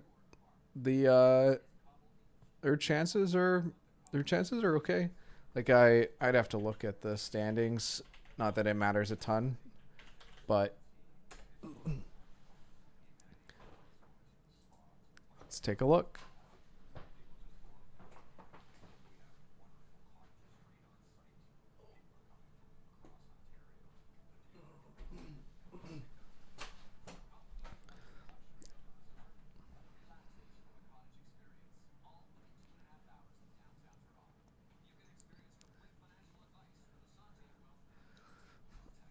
Well, like Seattle's favored to win this game. And if they do win, that means there's going to be 3 teams at 2-0 and San Fran's 1-1 losing to the division. According to these Sportsline projections, Arizona's chance to make the playoffs is 44%. So they still have the lowest chance to make the playoffs even though they're first in the standings.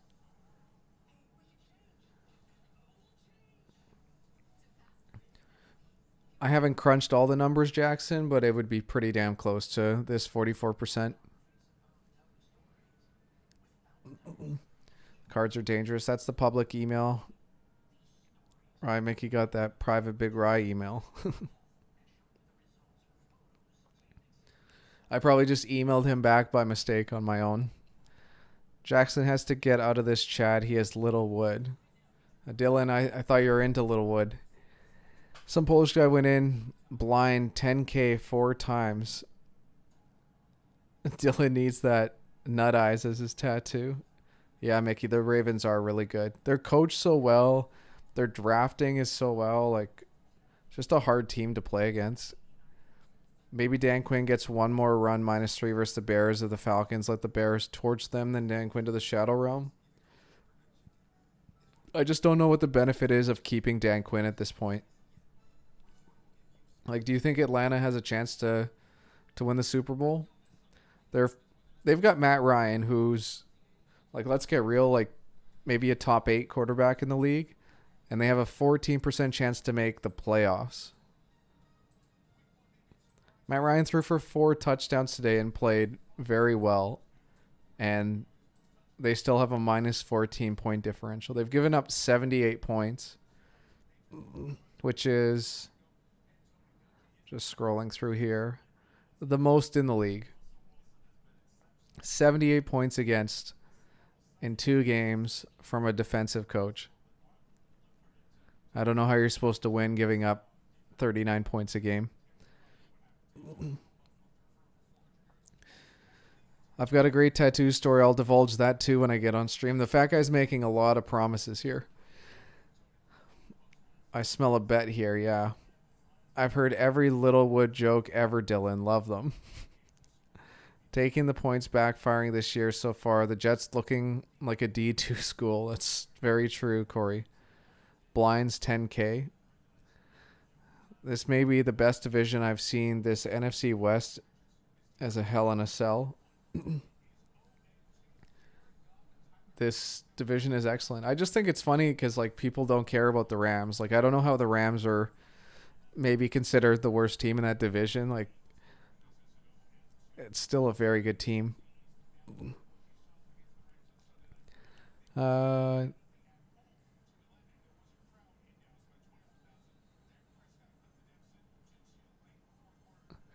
Fat guy says there was a fight, a near murder, the works. Can't wait to get on stream. Mickey Hill, I almost got in a fight with a Polish guy in a bar one time for telling Polak jokes. He got mad and pulled a razor on me. Isn't that just a rite of passage, though? I would take Saints, Bucks, Falcons, Panthers over Hawks, Niners, Rams, Cardinals. Interesting, Dylan. I don't think many people would agree with you. Men are supposed to riff, but this guy took it way too far. If we could have found a plug-in, don't know if I'd be here. This Falcons-Bears line is like when the Rams played the Cardinals like week 10 and was -4. The talent discrepancy makes 0 sense.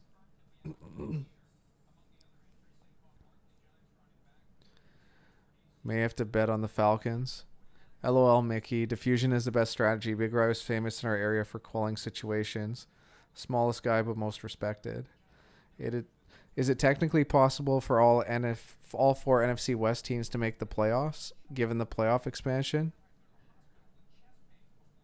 Um, if there's new rules, I'm just not sure. I'm not caught up on what the playoff expansion is. I I remember them talking about doing it, but they actually decide to do it. Owners approve expanding postseason to 14 teams.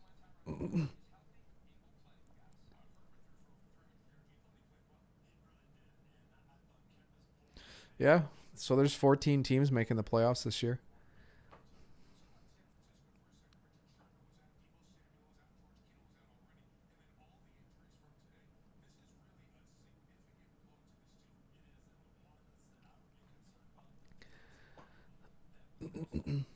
So only one team gets a bye, and the 2 seed hosts the 7 seed.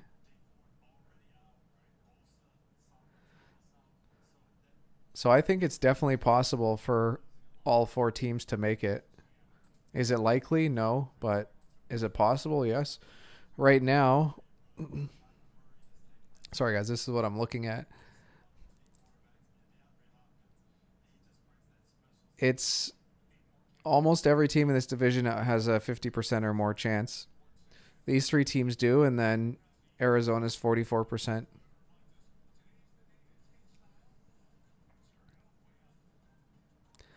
How about Atlanta today? These dudes.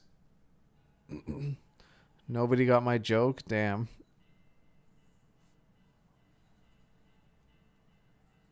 I didn't get it, Mickey. I'm sorry.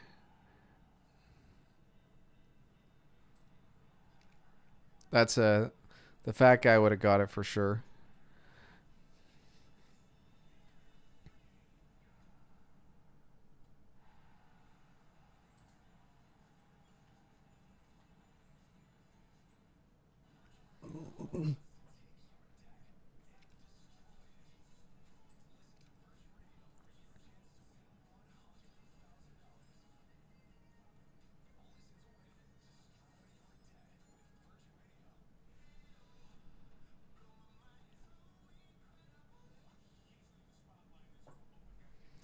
Dylan can't wait for the Saints to embarrass fat guy tomorrow night. Well, the Saints are a lot better team than the Raiders.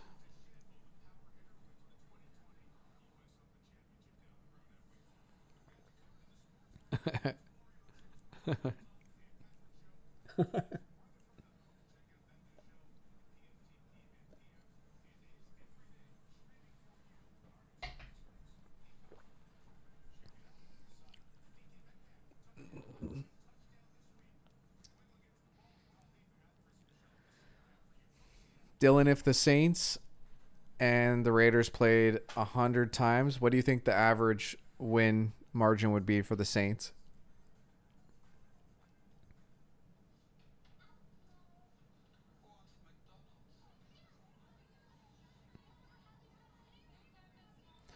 It's just hard to imagine that all 4 would make it, given that 7-9 is still considered good for a division loser. 7-9 won't make the playoffs as a wild card. Well, like New Orleans and Tampa will be up there. The North is good. Like Green Bay, Chicago, Minnesota. Well, Minnesota's had 2 really tough games to start off this season, but they're better than they've shown record-wise.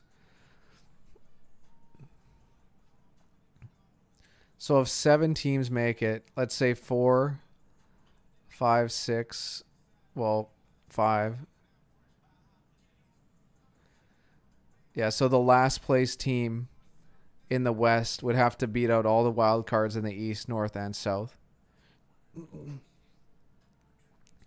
So it's not that likely, but it could happen.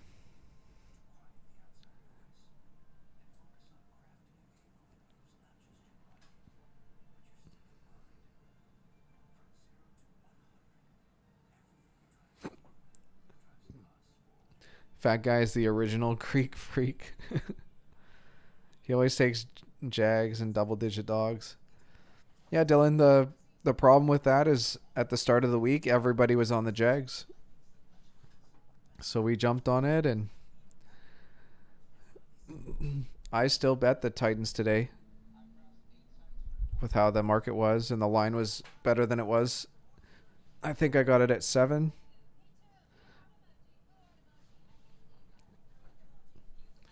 But the Jags have looked very good as far as a team that's going to be covering spreads. So I think the public is going to continue to bet the Jags. Breeze over under 15 fantasy points tomorrow. I'd say over. I forget what the average is, but it's probably like 18 to 20.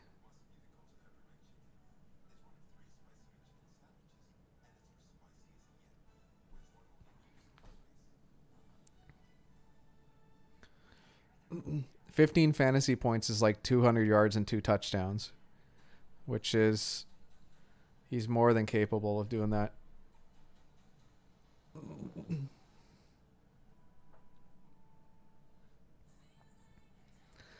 It was a good market play, but I took the Jags plus 10.5 because I can't lay double digits unless it's something crazy. Yeah, Jackson, it was a weird thing because a lot of people agreed. I got the Titans at 7, and I only took it because of how many people were on the Jags. But those heavy line movements too, like to start at 10.5 and come down to 7, means that a lot of people hammered the Jags.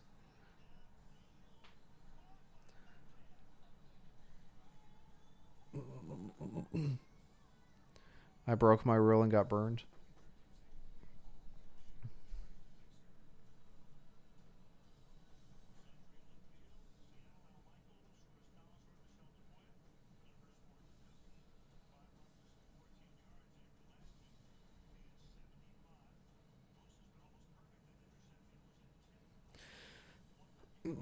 What's going on, Zaps?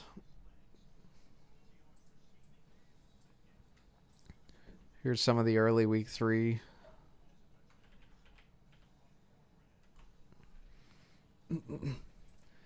Dolphins Jags opened at a pick'em, but now the Jags are up to -2.5 or -3 at some places. Texans Steelers anywhere at 5.5 to 5. Titans and Vikings have that line difference, but it looks like the Titans are starting to pull away as an early pick'em. Bears Falcons. Falcons are 3-point favorites, and people are taking the Falcons.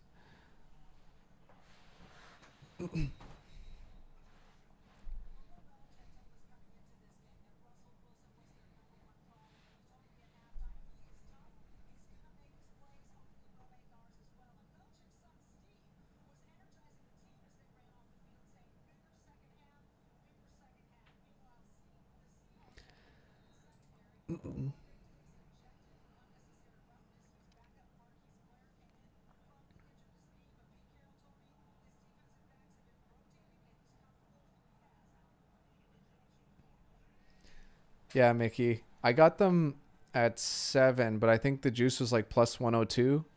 So I was looking at taking them at 6.5, which was, I think it was minus 112, and I took the 7. I didn't want to trade off that juice, and I didn't mind if I had a push.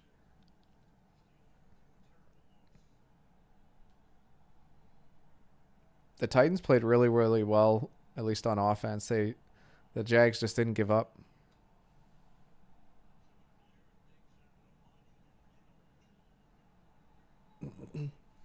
Titans are good, but they're not going to blow many people out, especially a division road dog.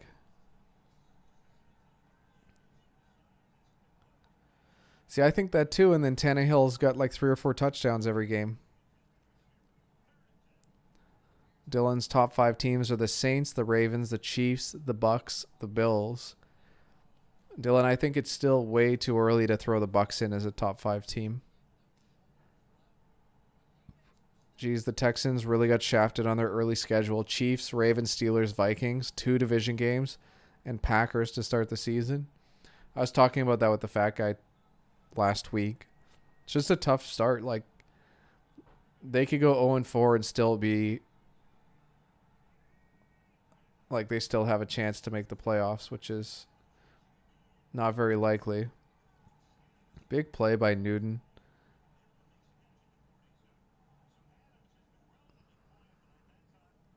Not a bad list, Dylan. I actually think Pats are in there.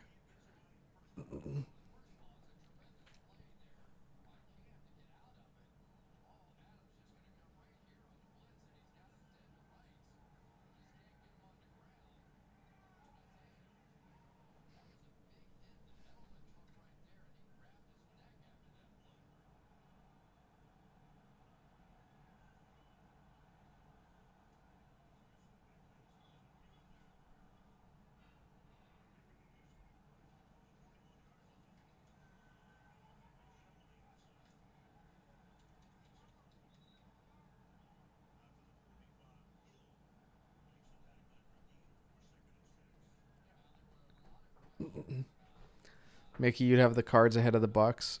I'd have them ahead of the Bucks, but I don't think I'd have either team in the top 5. But if you're thinking Cards are top 5 team, that's very impressive for Kingsbury. He's really turned that team around. Green Bay looks better than I thought they would. Thought they'd regress this year.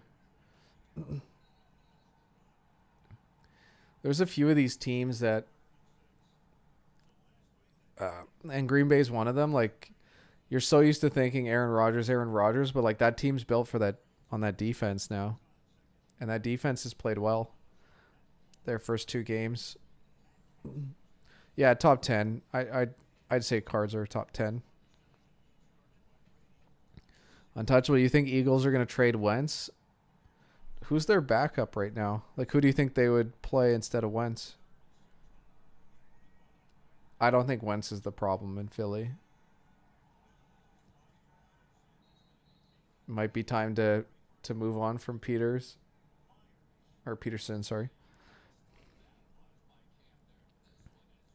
Have a good night, Jackson. Appreciate you staying up late with us to watch.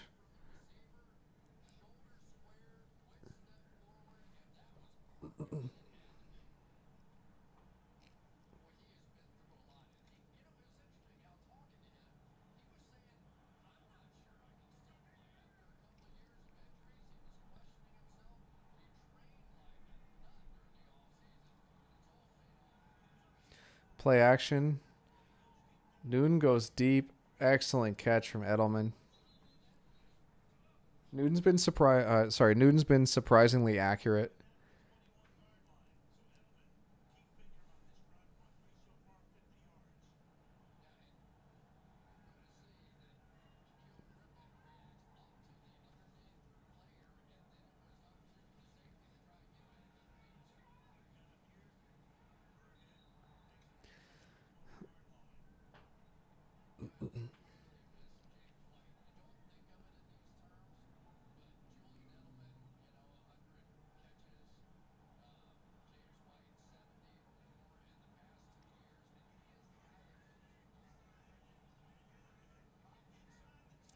Oh.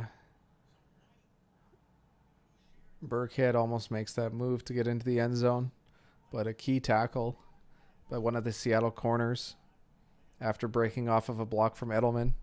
But first and goal for the Pats. Burkhead with another carry, but a nice stop by the Seattle defense for no gain. Cards aren't top 10. Saints, Ravens, Chiefs, Bucks, Bills, Niners, Hawks, Packers, Steelers, Vikings. Dylan, do you still have the Niners in that top group without Jimmy Garoppolo?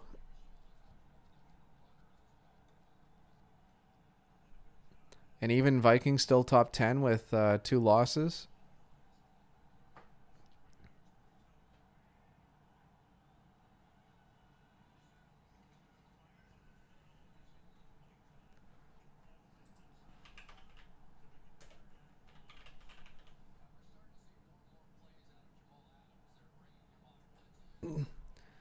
You don't get the praise about Wentz, Mickey?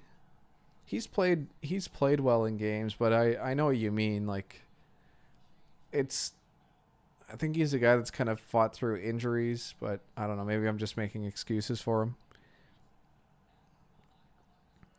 Dak and your Cowboys shocked you today. Absolutely insane. I can't believe they won that game. It was very unlikely that they were going to win. Big tackle by Adams.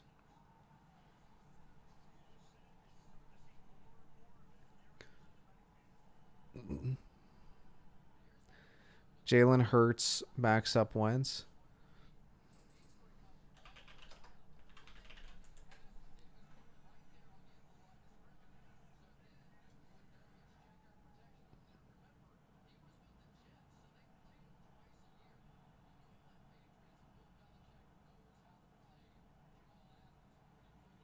So Jalen Hurts was a second-round pick this year. It's extra tough for some of these rookie quarterbacks this year because they didn't get those preseason snaps, so they don't even get to... Like, Jalen Hurts probably isn't going to see any snaps this year unless Wentz gets hurt. Which is... It's shitty for their growth, like their development as players.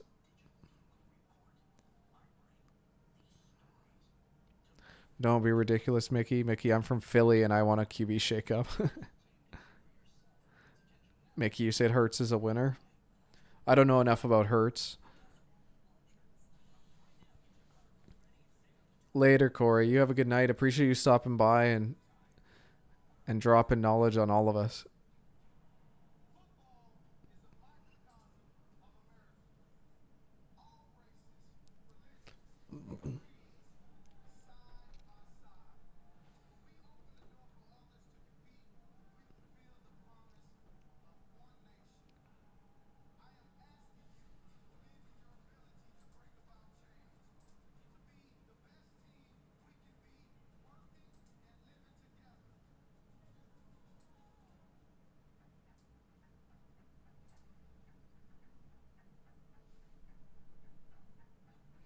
Hurts would be similar to Dak.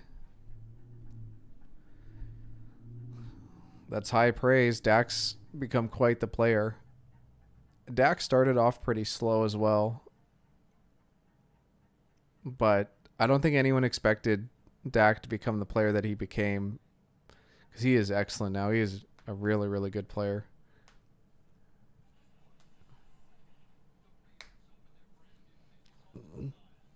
Well, spending a second-round pick on him with still having Wentz is interesting.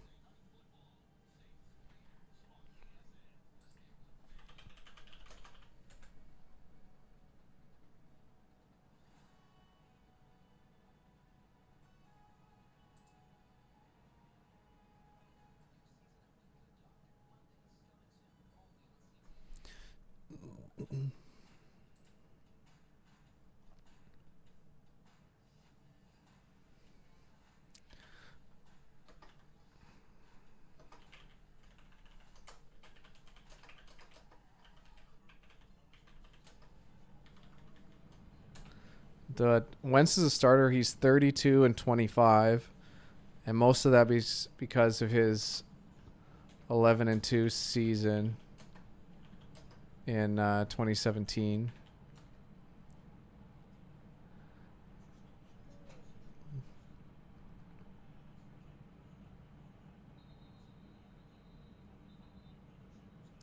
Mickey said if Saints win Super Bowl, he's flying everyone in chat to Canada to have dinner with Big Ryan the fat guy.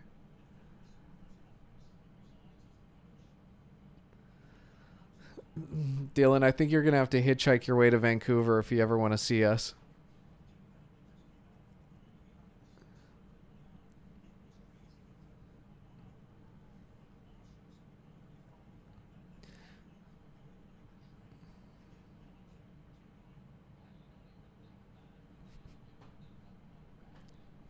Fat guy said, Dylan, if you fly here, you can't stay in his spare room for a week.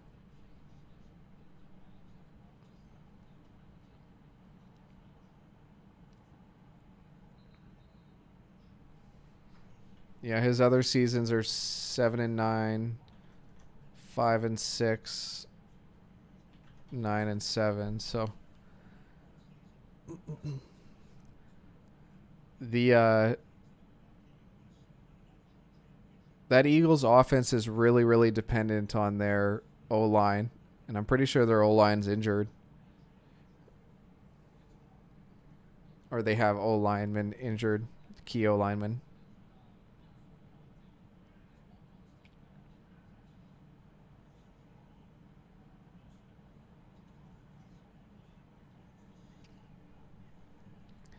Man, it's just unfair how elusive Wilson can be. Like, I know he was kind of in the pocket, kind of not, but like even with guys breaking through, he manages to make that guy miss, and then it's open game for him to do what he wants.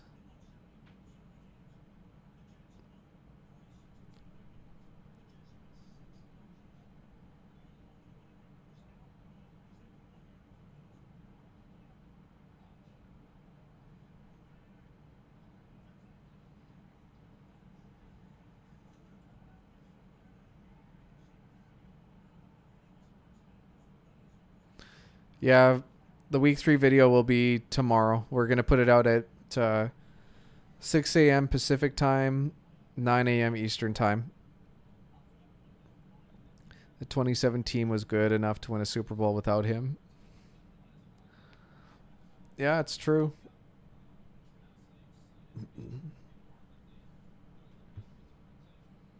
I guess the team's just not as good as it was back in 2017, so you're probably asking too much of him to carry that team. I know a lot of people don't like the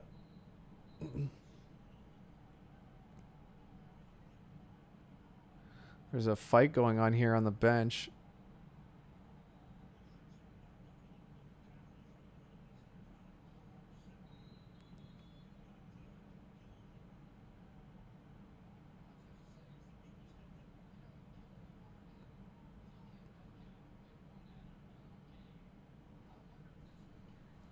Sanders played good, though. Might want to make a trade. I didn't see what happened here. It's Gilmore. So Gilmore and Metcalf.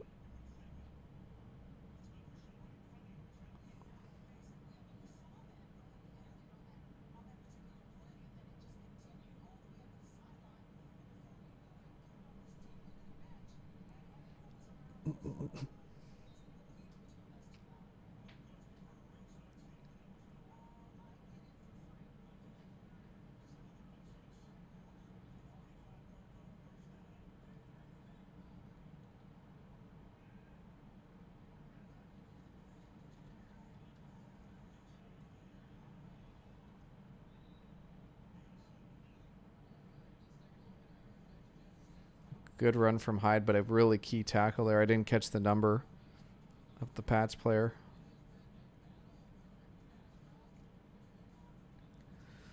This blocking from Metcalf is for real.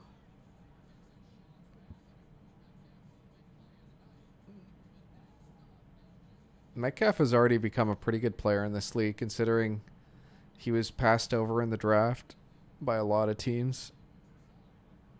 They were unsure of his route running.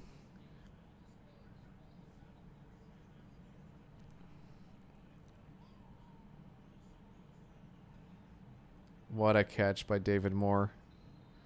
Holy smokes.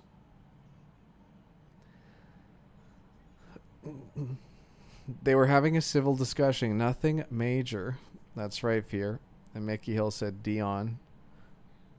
It looked like a touchdown live. We're going to see as they slow this down. Left foot is in. Right foot is in. He's got the ball. It looks good.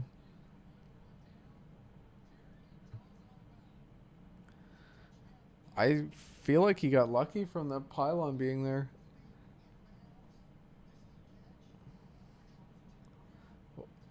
That's unbelievable from David Moore. That is... It doesn't get much better than that catch.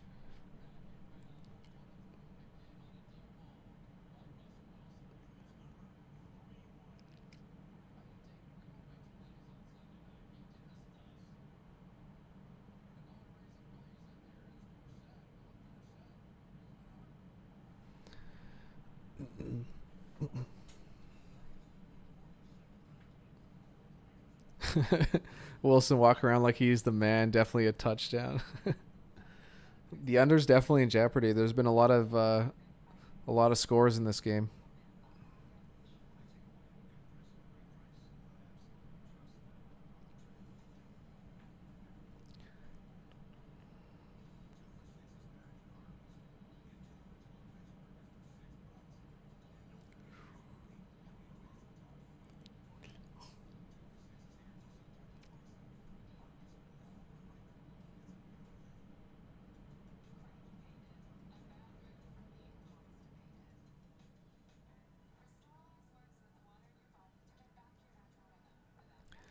What's going on, Flex? I've got the Pats +4.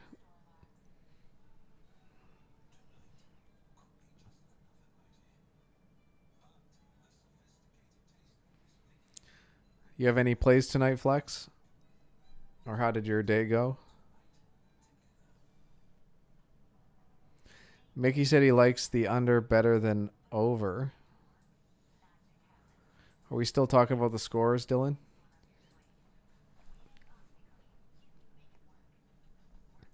Oh my god, me too. A lot of people in the chat, I think, have Pats +4. Some people got it at 4.5, which would be nice right now, but I didn't wait till the last second. Last second, you could get it at 4.5. Yeah, so far so good. Seattle though with a nice touchdown here.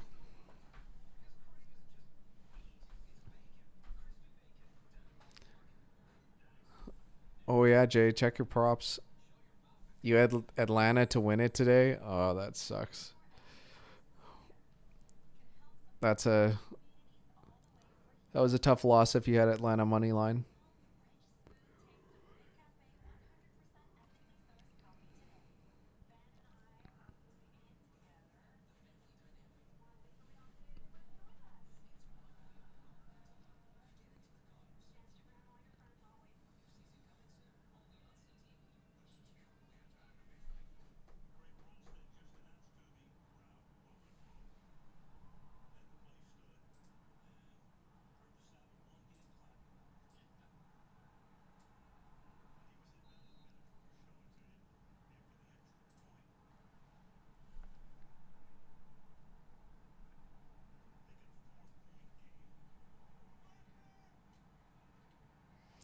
The extra point's good, so right now we've got a push at Seattle up 4.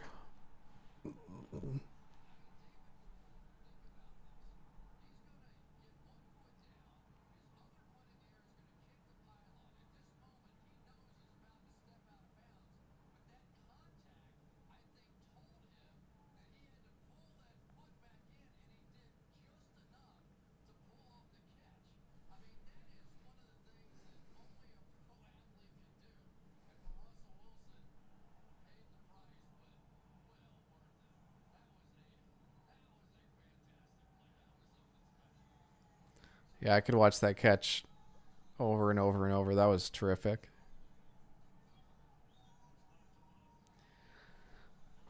I know the fat guy's going to join us soon, but he's going to be like, he gets sick because he feels like Seattle.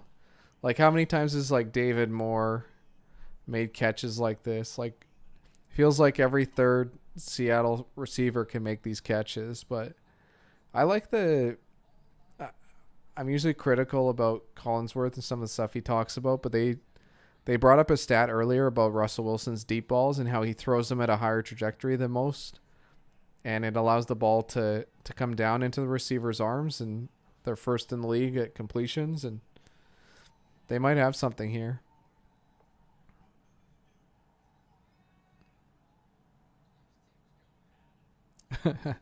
Who is DK Metcalf? I'm trading. But they covered for you? That's nice. And the Colts? Yeah, I had the Colts too. What's the live line? I'm not sure, Mickey. I'm not even sure if the site I use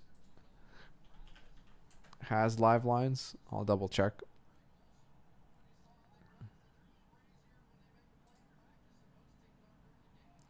What's wrong with Lockett? Lockett's the best receiver they got. Or at least he's been the most productive, I should say. Maybe not the best.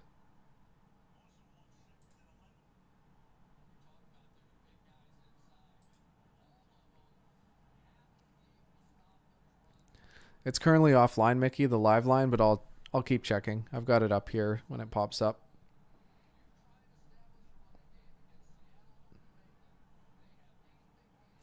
So second 11 for the Patriots on their own 15. Edelman wide open over the middle.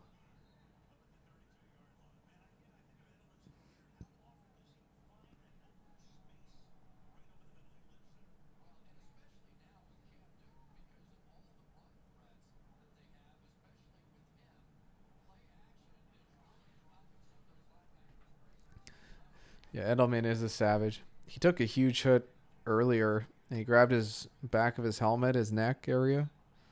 So it's nice to see he's still playing.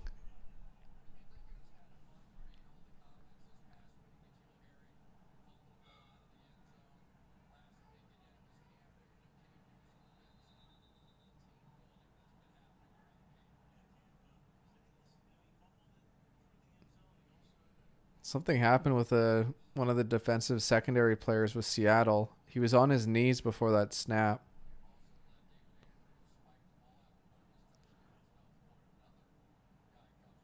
Oh, damn. I think he dislocated a finger.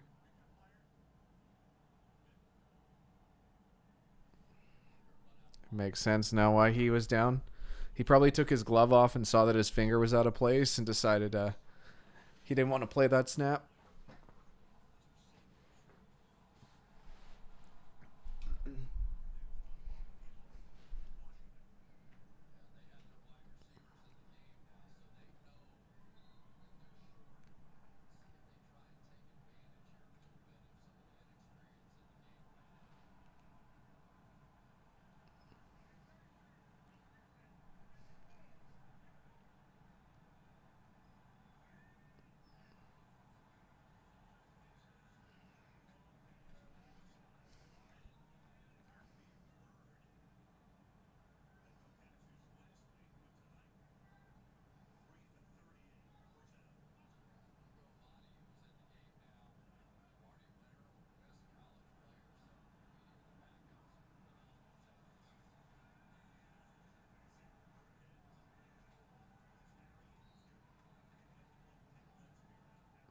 Big tackle from Amadi.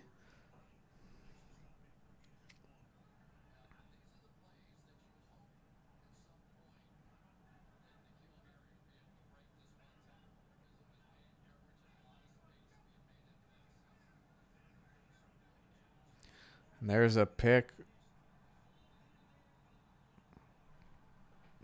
So much for taking advantage of the secondary.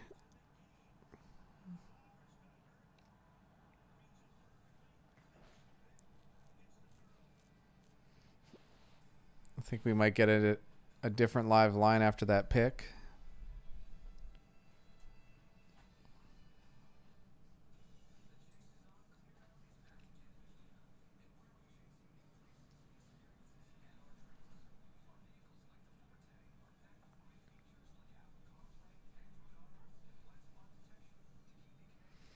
Dylan asking the hard-hitting questions.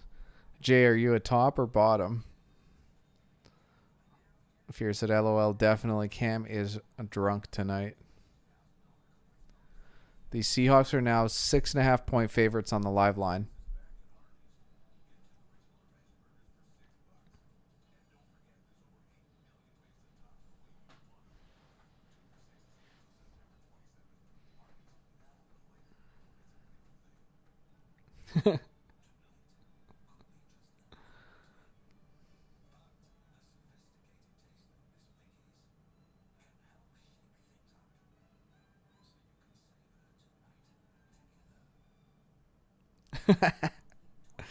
Yeah, Dylan, he's untouchable.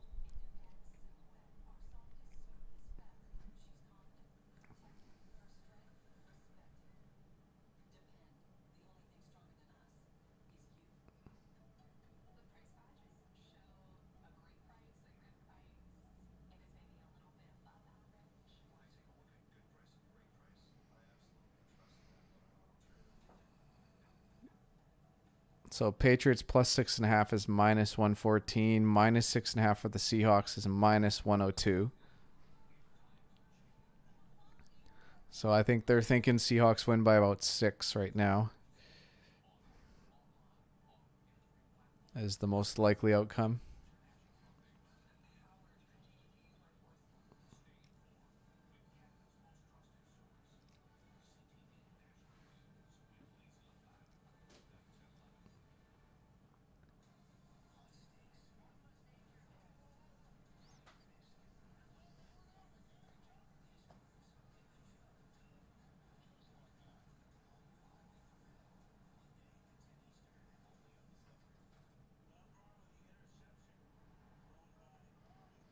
So Seahawks start out with the ball around midfield.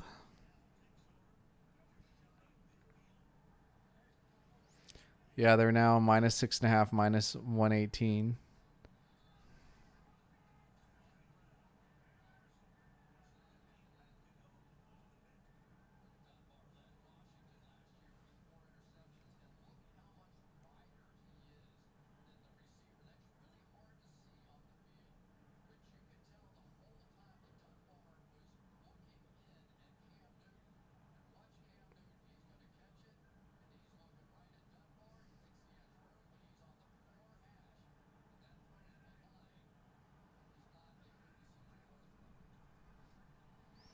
Holy smokes. Yeah, the Cowboys, they stole one today. I had Dak Prescott in a fantasy league. It was pretty amazing. He had 3 rushing touchdowns today. It's a lot of points. Seahawks are now at minus 7.5 on the live line. Falcons gonna Falcon.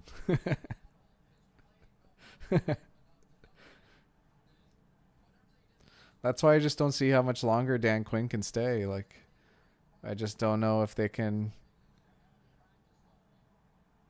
recover. Who knows what kind of deal they got going on.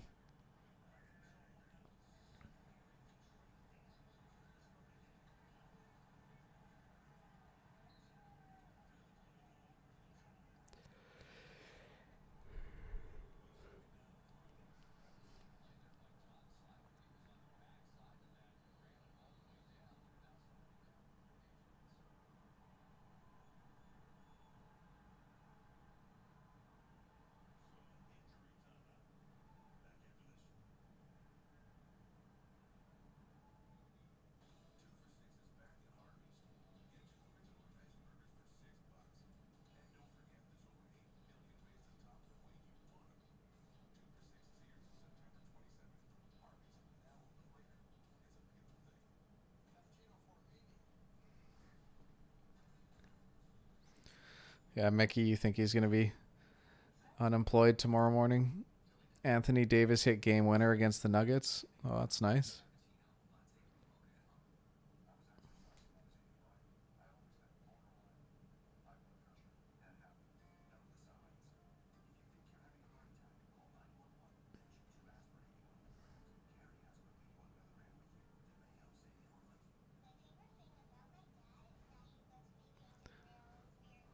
This is the way. Sorry, geeking out. Yeah, Dylan, he hit a dagger, and I hate LA. I haven't watched much NBA. I'm glad you didn't take the Lakers minus 7.5. Let's take a look at.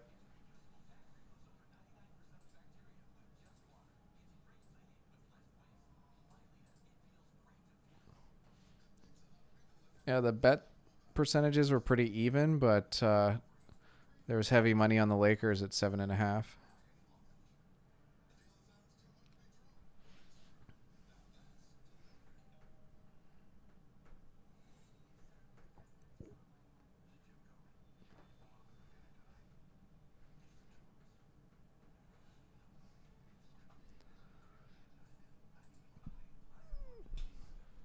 I wonder if I can find the highlight. I'm sure it's on Twitter or something like that.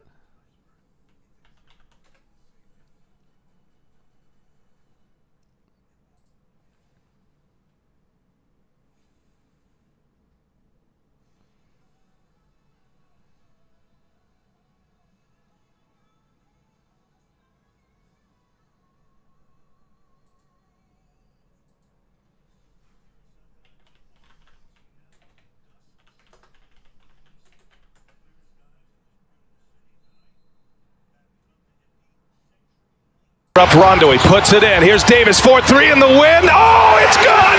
Anthony Davis has won it for the Lakers. So the Lakers were losing by 1, and they decided that their best shot was an Anthony Davis three-pointer. Oh, my goodness. And he hit it. That's crazy. I got the Lakers -7 in game 1. Philly misses Jimmy buckets. I keep seeing Jimmy's name pop up. I'm guessing he's playing well for Miami.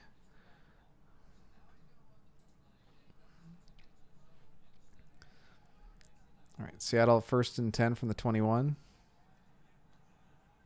Lockett open on a crosser, and he's going to score. Oh, that's Swain. It wasn't even Lockett.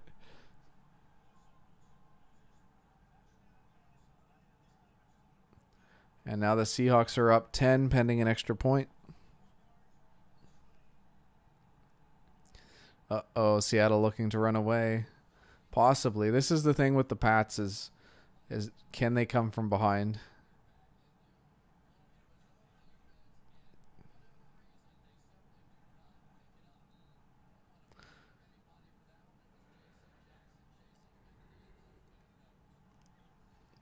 Oh, they got soft when he left. Untouchable Jay, you're done with gambling. I don't blame you. It's good to take breaks every once in a while.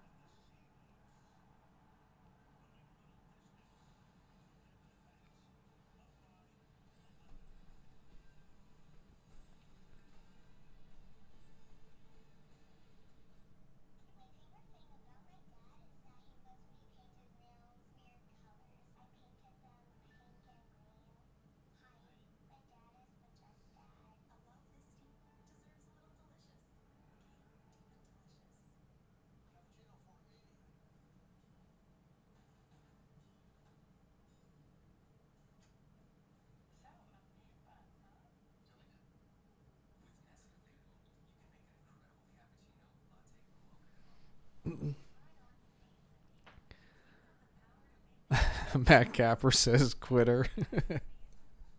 He disagrees. I like how Seattle just scored a touchdown, but the live line only went up to 8.5. Dylan says, done with gambling. Now how will we see that hot poker guy with the leggings when we go to the casino? I know, Dylan. It's tough. Once in a while, you need a new daddy.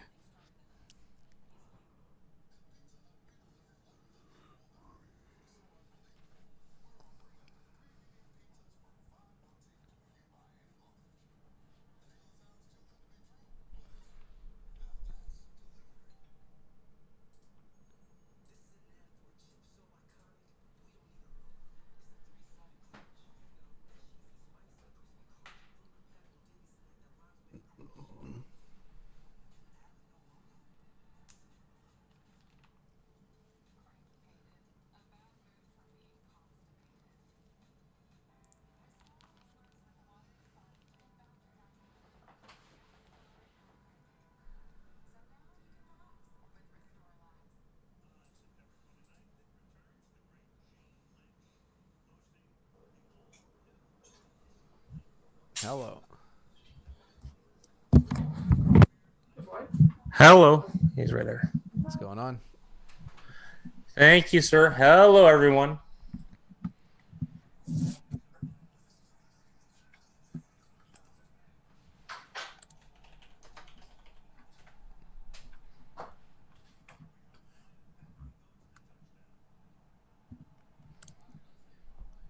So Seattle just scored off of the Cam Newton interception.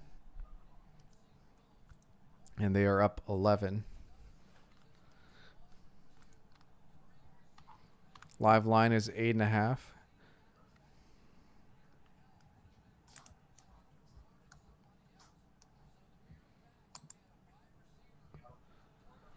Mickey Hill says, fat guy, and Fear the Beard says, oh, damn, the cute guy has arrived. Obviously better looking between the two of us, let's be real. Oh, hell yeah.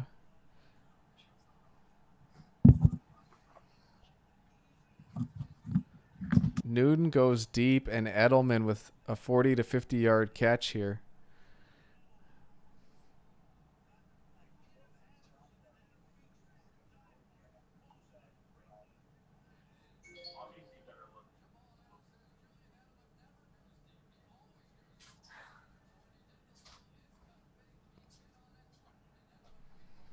Be smart for the Pats to snap this ball before a challenge happens. They get the snap off.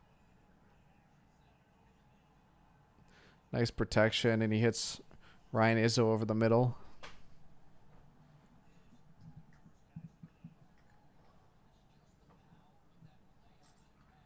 Oh, untouchable Jay had his Edelman hit.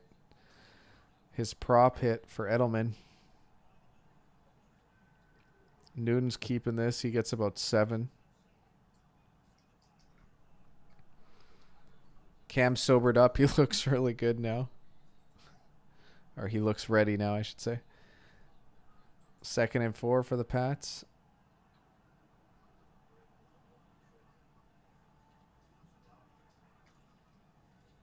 And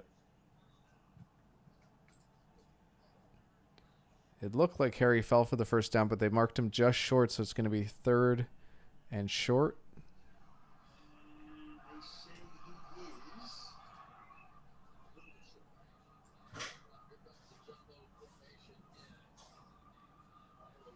I'm expecting this to be a play that Newton keeps the ball.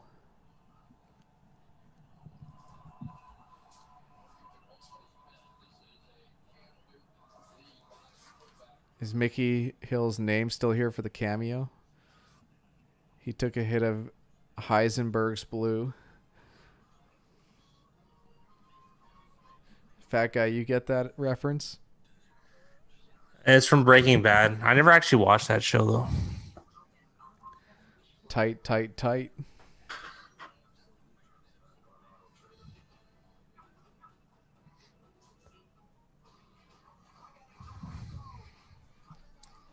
The live line went from 8.5 to 5.5.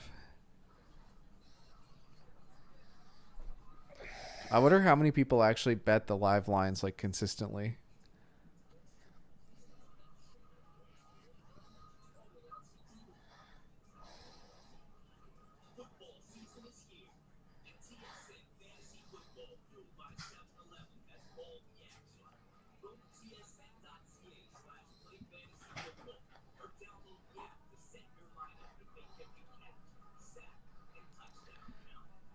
So it sounds like you've come in bragging about how many stories you got for today. Oh yeah, I had. Well, you gotta like tease the audience a little bit. I just want to watch a really good commercial from TSN about how to join fantasy football after week 2.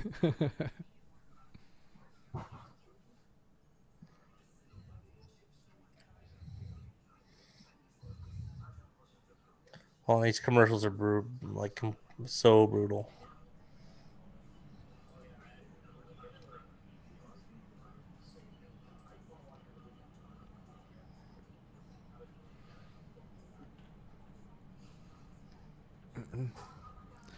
Yeah, the Raiders are looking like a nice play tomorrow, especially still at 5.5 at Pinnacle.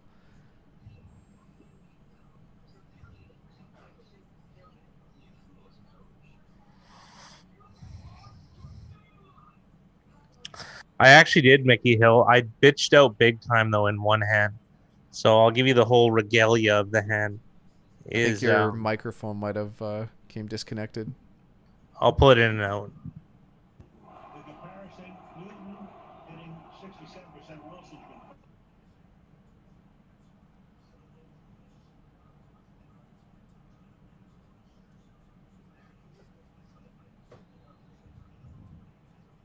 Is it better? That's better.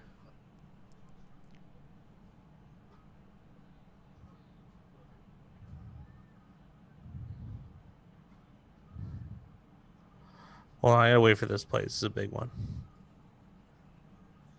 So they pick up the first down. It looks like they're marked just short. I don't know why these guys are celebrating.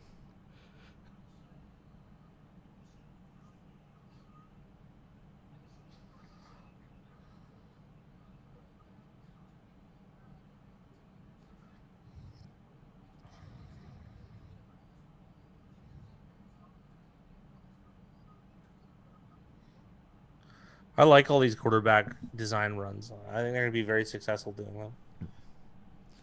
They've had a lot of success so far in these first 2 games.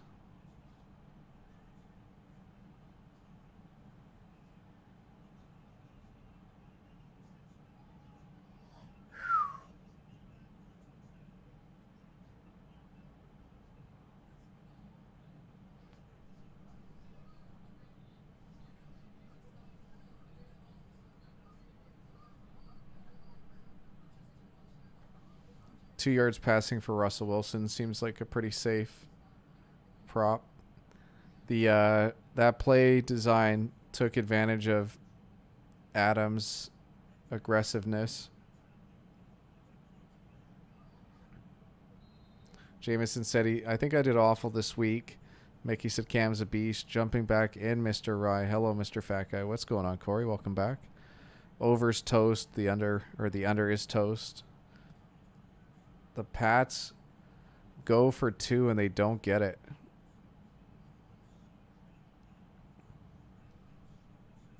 Pats adopting the Panthers jumbo is really lethal. Oh boy. Props. That hurt. The Pats could add another running back or wide receiver, and that this jumbo will be lethal. I don't know. It seems pretty lethal already. I actually like this team. I never get to like the Patriots, but I actually like this one. Well, there's just less hype. People love Brady more than they love Belichick. This team's got strategy, though. I don't know. It's interesting, at least. Yeah.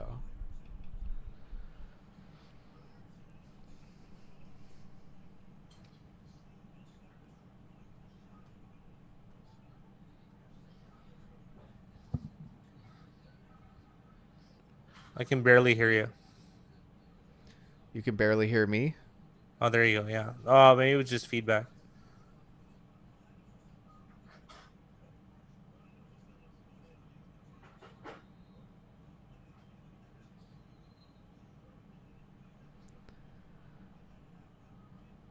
Was watching the game with the stream off for a minute. You know what I mean, right? They do not have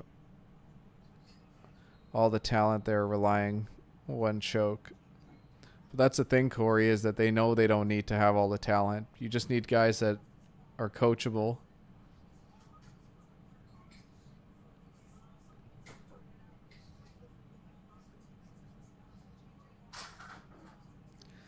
I don't know who Sweet Feet White is. James White, maybe?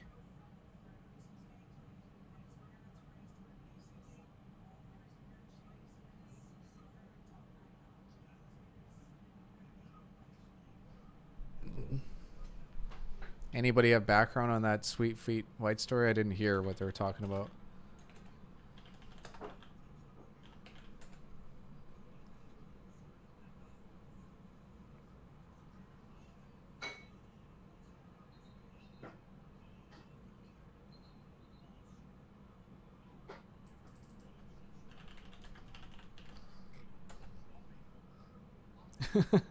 Is it me or did Greg Olson retire 3 years ago?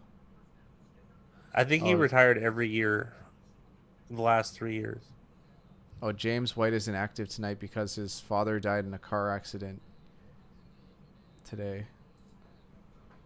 That's terrible.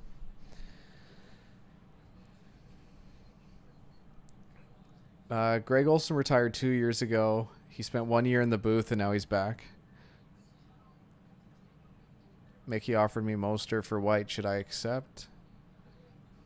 It's up to you, Dylan.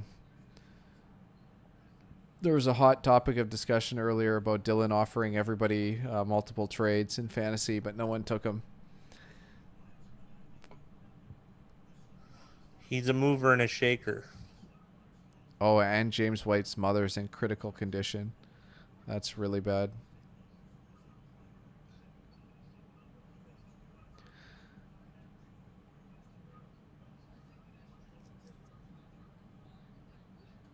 He was a cop as well. It's not good.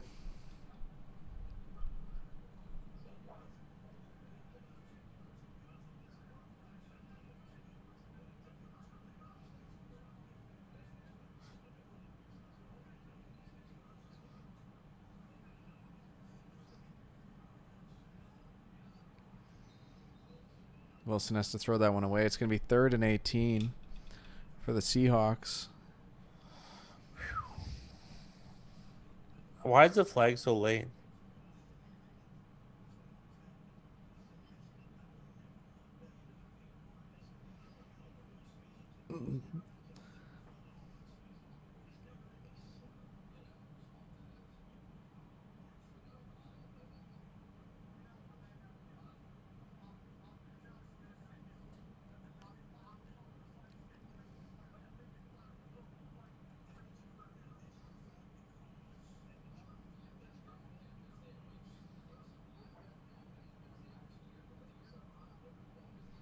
Have a good night, Dylan.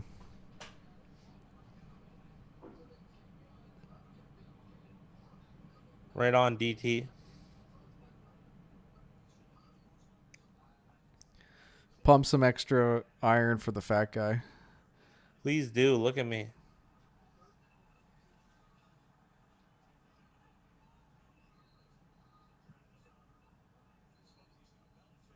So 4th down for the Seahawks. We're most likely going to get a punt.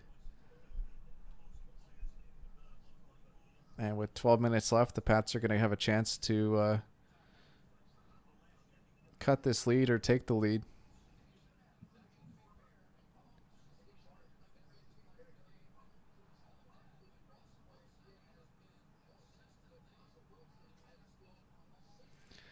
Untouchable Jay hits the nail on the head by asking Dylan Toddfield if he's going to be working on his Kegels.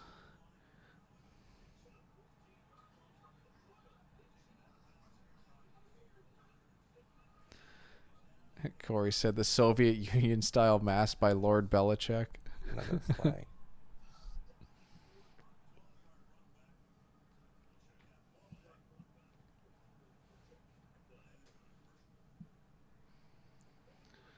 Mickey Hill getting political by telling Dylan Toddfield to feel the burn.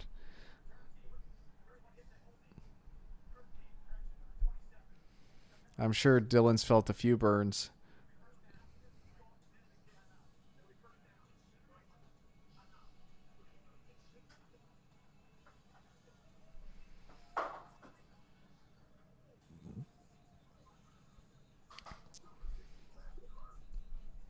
No, Harvey says 2 for $6. No one gives a shit about the commercials. Everyone wants to hear your poker stories. Oh, right. Last night. So some Polish dude showed up and he wanted to buy in for $40,000 or something. And he kept arguing. So they let him buy in for 2,000 and he lost like 8K in the first hour. Yeah. And then he got really lucky like 4 or 5 times and he ran his rebought like 1,000 into $12,000 and he started going all in blind like without looking at his cards. So then one of the times he went all in blind, he had pocket queens, which happens to be the 3rd best hand, and some other guy said that he had jacks and he called him for like 2,000 and he lied and the guy actually had kings. So the whale thought that he had won, but he didn't win the hand. And then he freaked out and they like started fighting. And me and the other big guy at the table grabbed him and he started threatening the guy on the table. Mm-hmm. And so we calmed everyone down and then shit escalated like another 20 minutes later. And the other big guy I was with grabbed him and we were up on the 47th floor and like dangled him off the balcony. Oh, that's So it was nice. eventful to say the least. That's a nice story. Oh, it's fun at least. Yeah, it's a blast.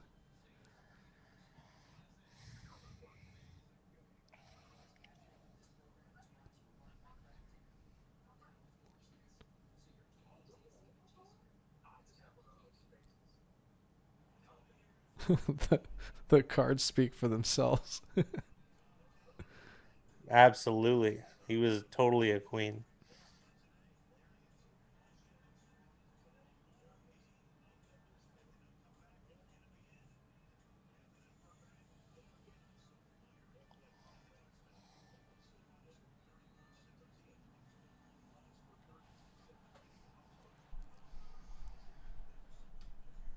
Yeah, it was pretty wild. The game got a little bit out of my bankroll range, but I mean, it is what it is.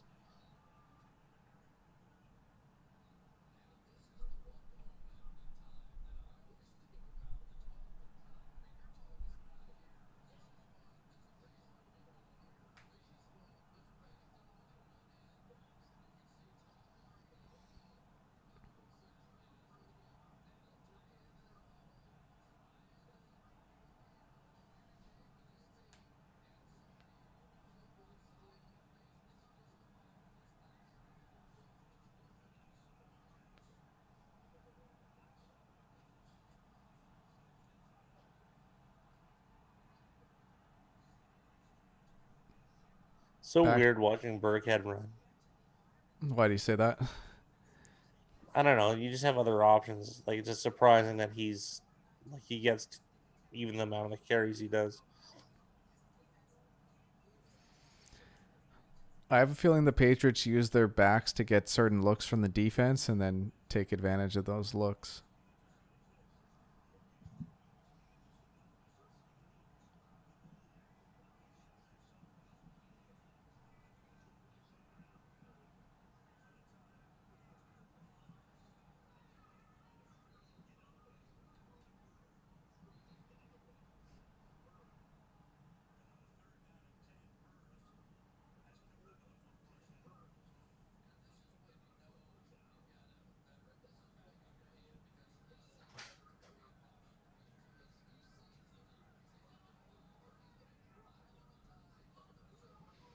That was a nice play from Cam. Well, sometimes you lose, Jameson. It is what it is.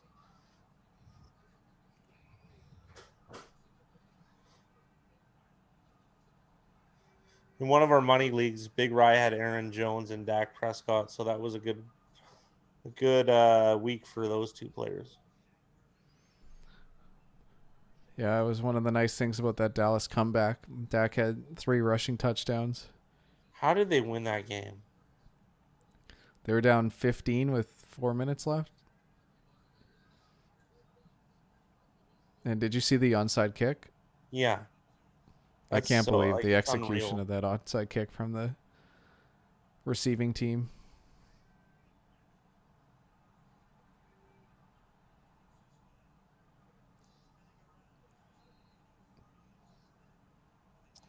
That was bad. I can't believe Demir Bird is playing receiver I for was the I, I was Patriots. gonna say that earlier, but I'm like, I'll let this fly for a little bit. But somehow he's like a starter.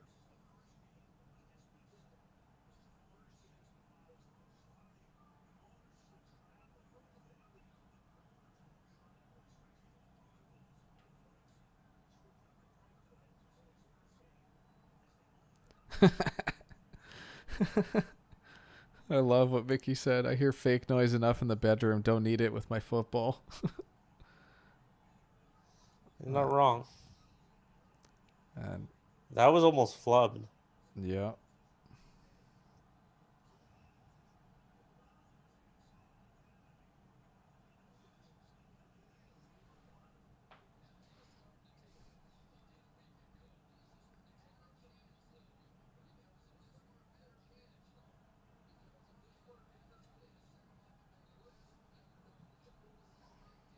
That was actually a good like a good handle by Burkhead.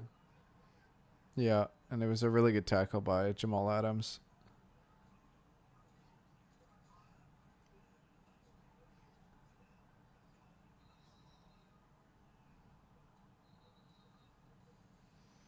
David Moore had an unbelievable catch for a touchdown earlier in the game.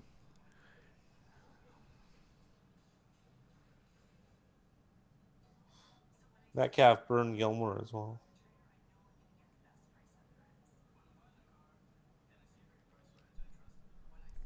The live line is Seahawks -4.5, -172.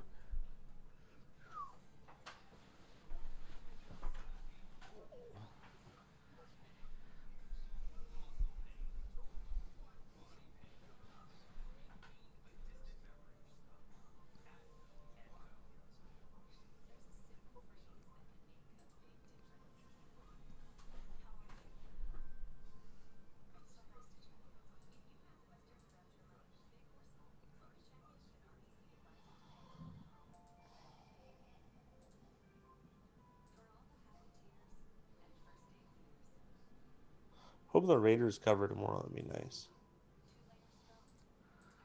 Yeah, that would be nice. There's a lot of the public are on the Saints, but a lot of the money's on the Raiders, so That it's makes looking sense. good for a cover.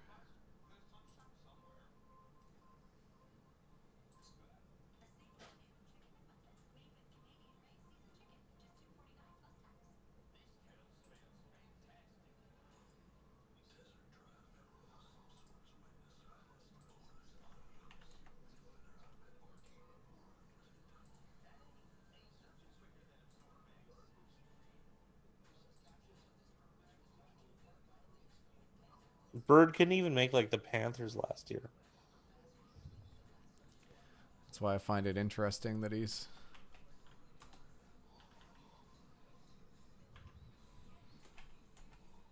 playing. I like the Raiders O-line. I really like them.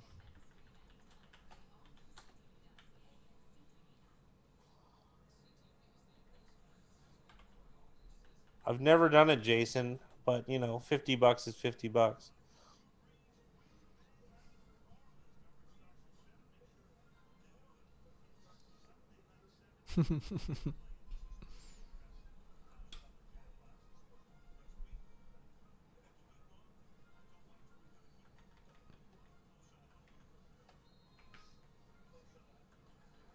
We're Canadian.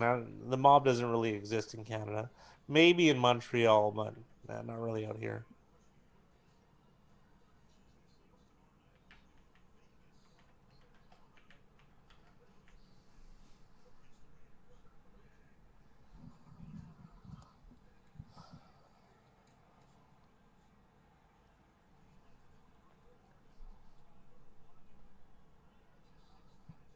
It's so clinical.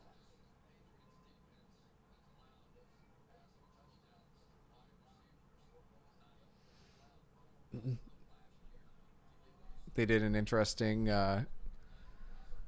like next gen stat type of thing earlier in the game where they talked about how Russell Wilson's deep ball, he puts a little bit more air under it than most quarterbacks, so the ball drops into the receiver's hands more than others. And I found it kind of interesting. And they showed how he was first in the league at throwing deep passes over the shoulder. He has the best touch pass in the NFL. I think he's the best player in the NFL, really. Like, I don't think this team's that good. He is so good though.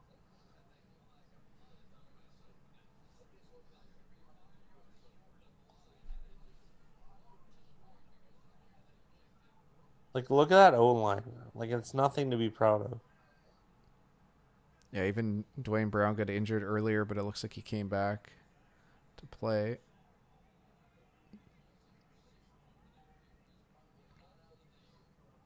Even getting rid of that ball is a heads-up play because now 2nd and 10 is a lot better than 2nd and 20.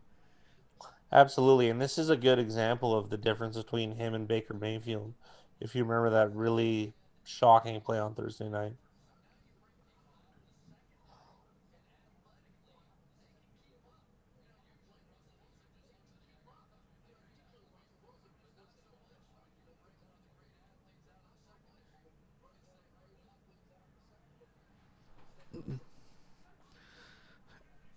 They just showed the replay from the overhead camera angle, and it was funny because a couple of the linemen swung their heads around after and saw two guys hitting Wilson. And there was a lot of confusion. There was also a fight earlier between Metcalf and Gilmore on the bench. I'll take Metcalf in that one. Yeah, 2013, Corey, you're absolutely right. Brown might have been the best left tackle in 2013. IU Potty was pretty good. Who was he playing on? The 49ers in 2013. And then he went to the Cardinals.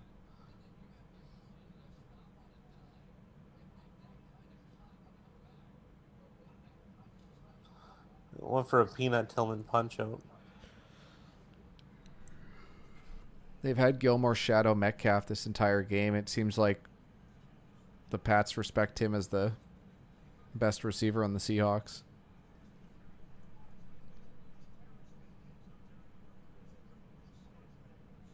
Or at least the best matchup for Gilmore. Corey, the link never went through, so I wasn't able to read it. Our potty, always a great road grader. Once he left Harbaugh, he got exposed.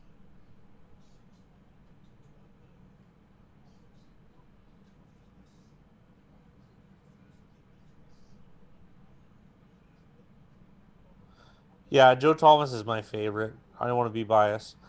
I don't mind rocking the Joe Thomas jersey. It's somewhere in this apartment.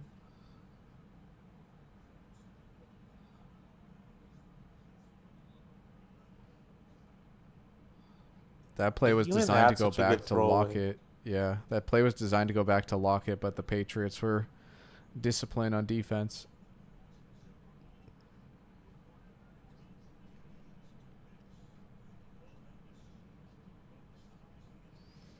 It's hard to believe that Seattle and New England have only played each other 4 times since Wilson's joined the team.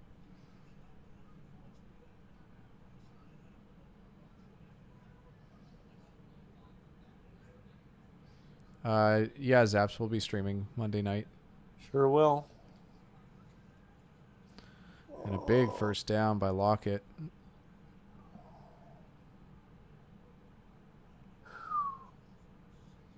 I'm not sure the link's working, Corey, or at least it's not showing up for us.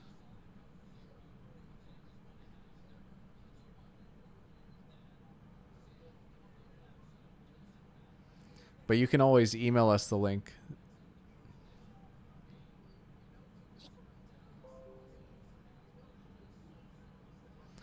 I know it's like YouTube and any like live streaming stuff. When you try to post links, they'll usually just block them.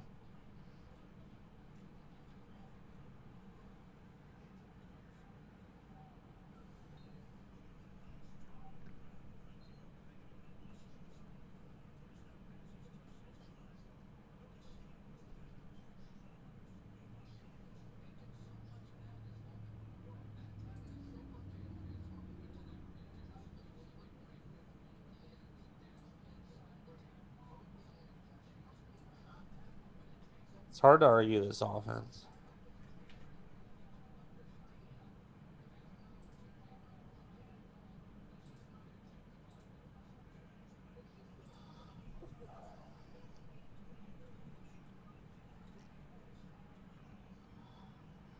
What a pass by Wilson. That was unreal. Is that Carson? Yep.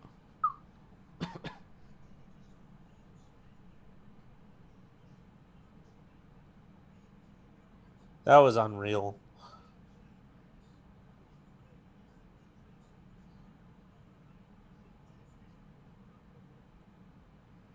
So with 4:32 left, it's going to be hard for the Pats to come back in this game.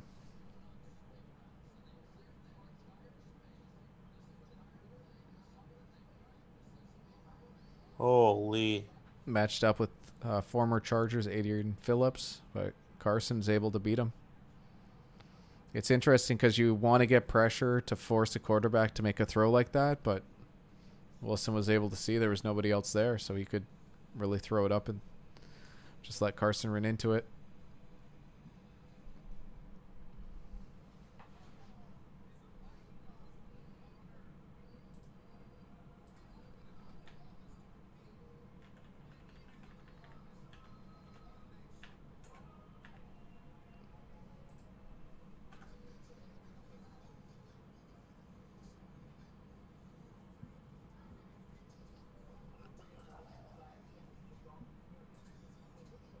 It's almost demoralizing betting against that and like watching that type of excellence.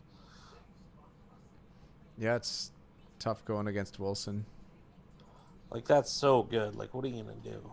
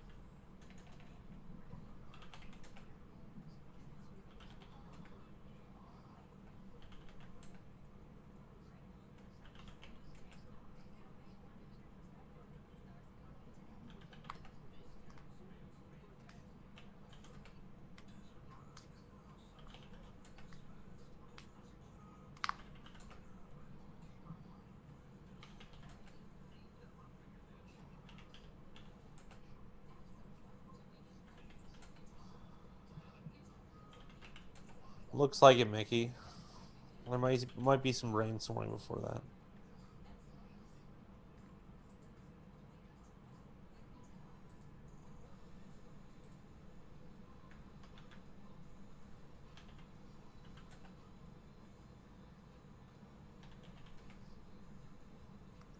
How did the Chargers not win today? Like that was. There's so many stories like that last couple years, where like Oh. the mediocre team has the upper hand and they just can't get it done. Atlanta today, the Chargers today. Well, it just shows how hard it is to beat those teams. Like, you can't make mistakes. Like, think about how well they play, but like, if you can't get stops in the fourth quarter and overtime, you're not going to win.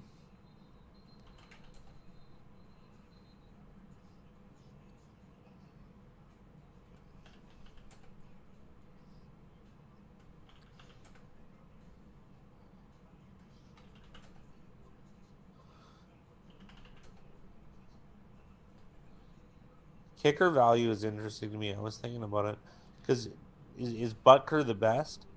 I remember he just like it was pretty much a walk on. He took over Cairo Santos's job, and then all of a sudden he can't get a job. Like I don't know. I feel like it's a like an undervalued market, the kicker market.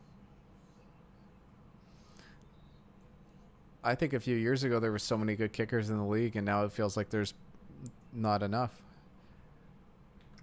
Well, that's why Robbie Gould got such a nice contract.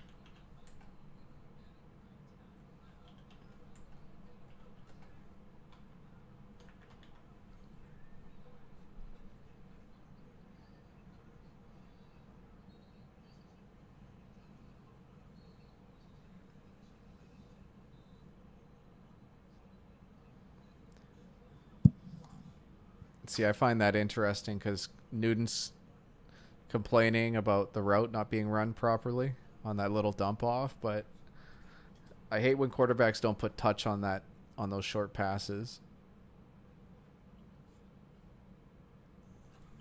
I'm not sure why you need to rocket it into a guy who's 7 yards away from you. Yeah, you're not wrong.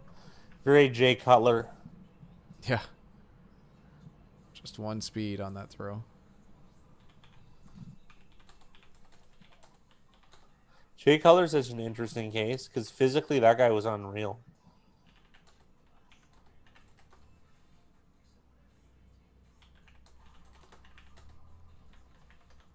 But part of the game is mental. Temperament, absolutely.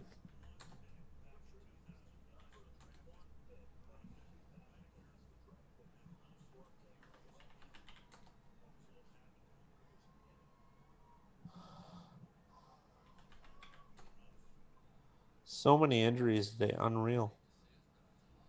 Yeah, there was quite a few.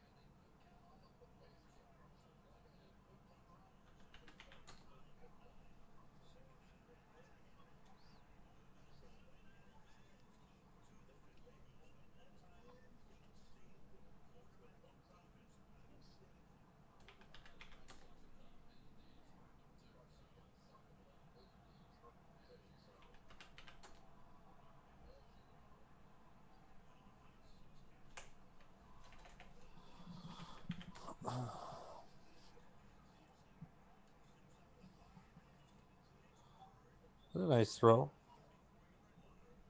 So weird. Bird is so active on this offense. No, he's probably getting open with like he had 6 seconds, 5 seconds to get open there.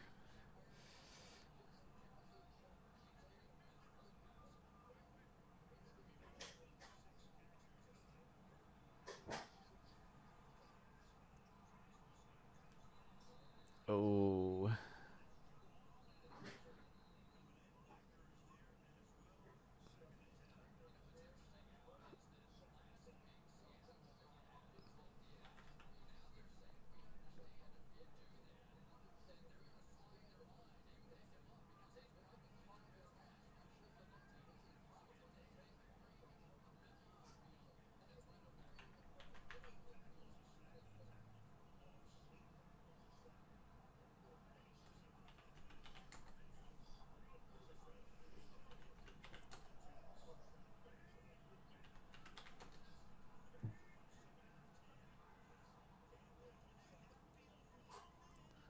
There's been a few strikes from Newton. Wow.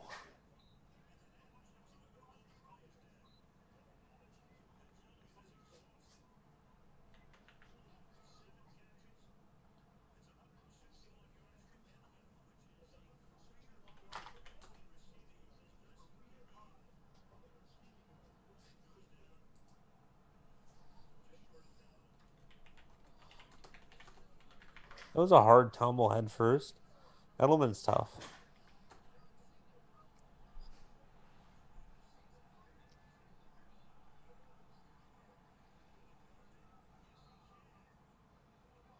Unreal. I don't know if it's just because they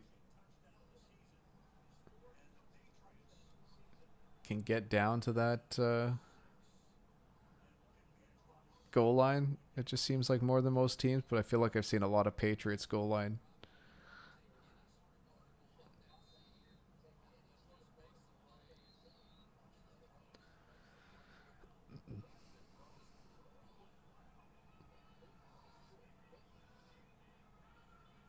I'm impressed with this Patriots team.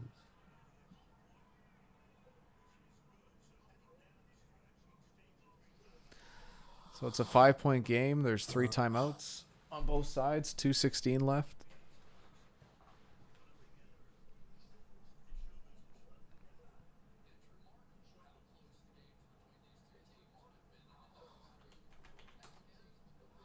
Brian Hoyer rocking the backup. Next Monday night we get Chiefs at Ravens. That's a mini Super Bowl. Ravens look so good on defense. Like, how do they do it every year? They lose like 3 or 4 players to free agency every year, and they're still good. It's coaching. It is.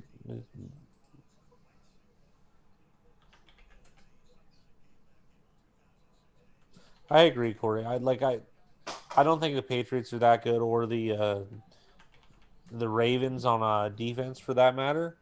But their scheme and coaching, well, second to none.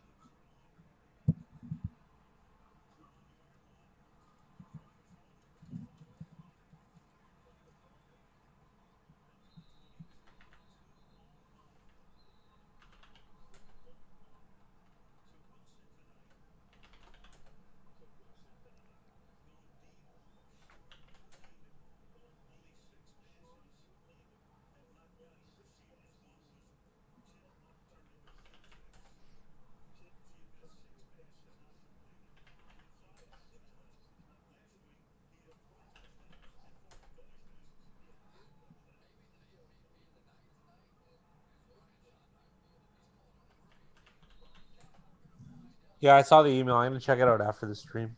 Thank you for sending that. We really enjoy those types of tidbits.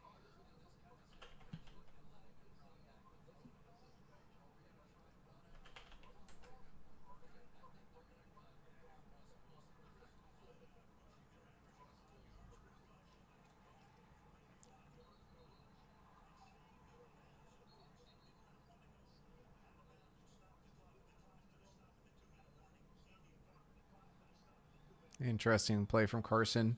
I know he doesn't want to get pushed out of bounds there, but he was pretty conservative staying in bounds.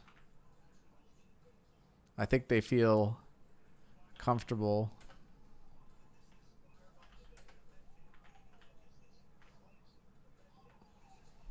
I think they feel comfortable being able to get these first downs.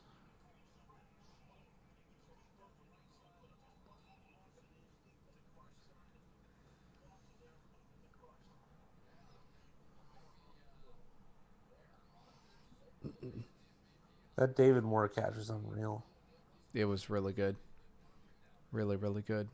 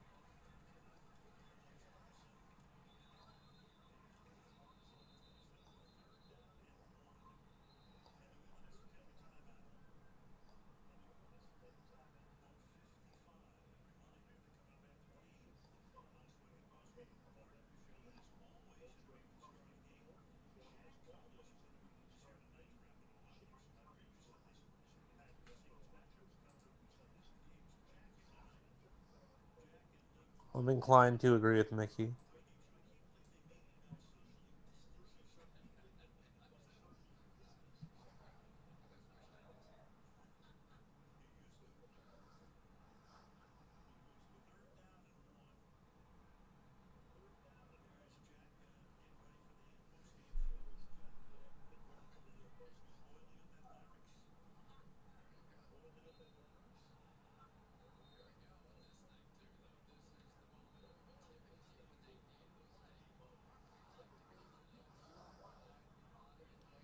Third and 1. And the Seahawks use a timeout.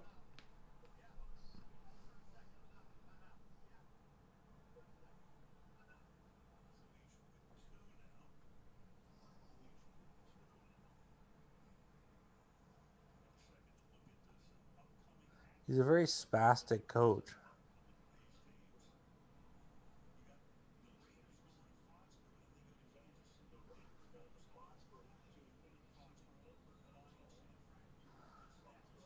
I remember that game fondly. That was unfortunate. Josh McCown played.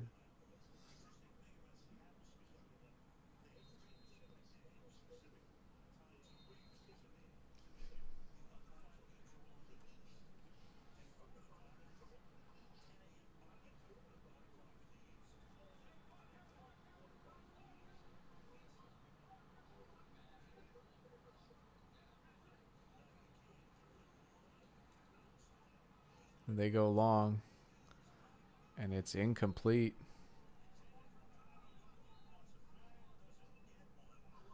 That was bizarre.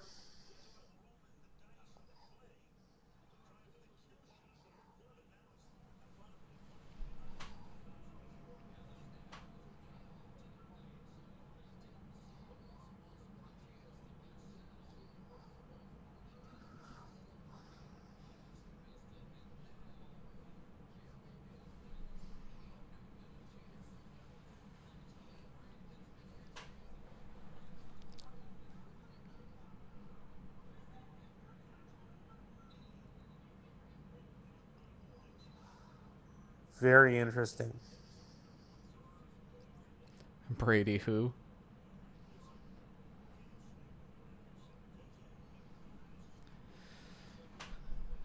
Newton has 17 game-winning drives in the fourth quarter overtime. Way more than I would have thought.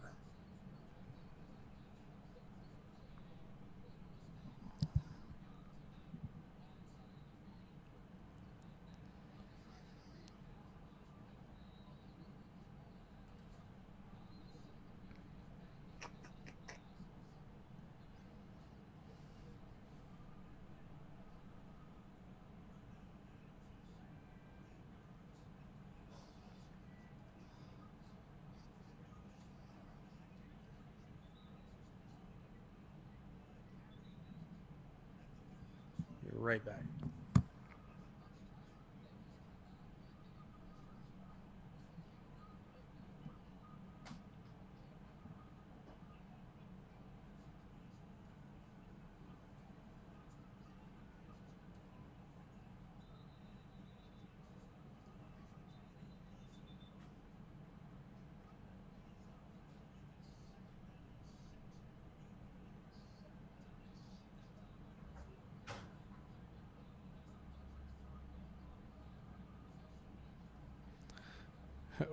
Rooting for the Pats does feel weird. This Pats offensive line has done a great job.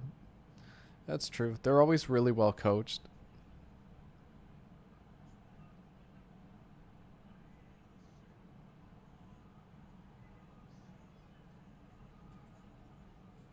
Oh, another big play from the Pats. You see this with so many teams too. Like late fourth quarter, that defensive line is usually the whole defense is just so tired that you really don't get the same look as you'd get in the first three quarters.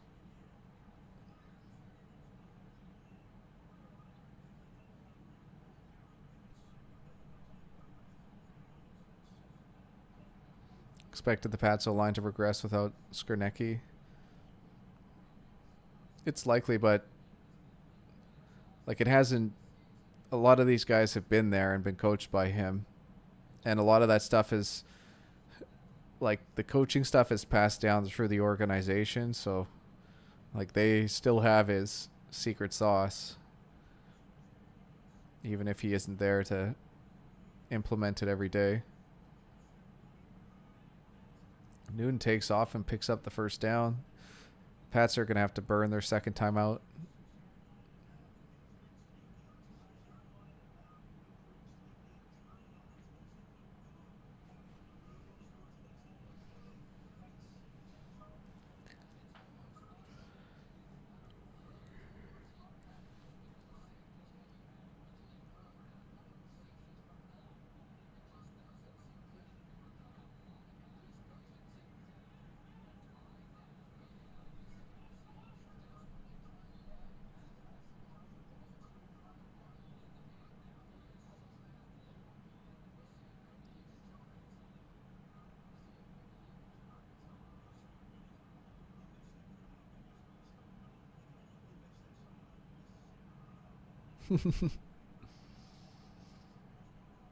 Yeah, fear 17 from Josh Jacobs and Will Lutz is not out of reason.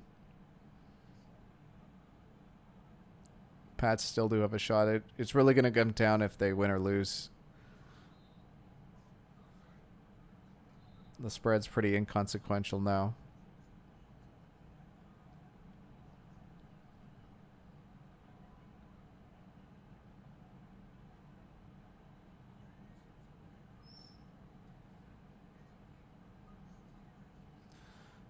Newton looks like he throws it away. And a late flag.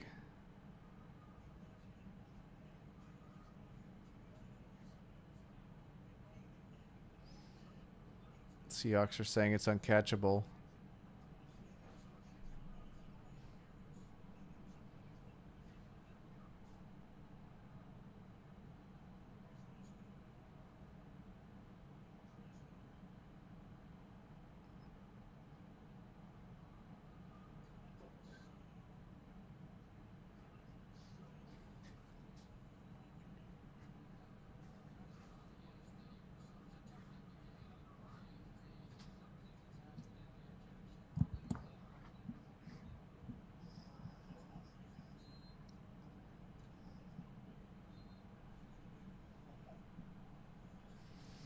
.36 seconds. Pats still have one timeout.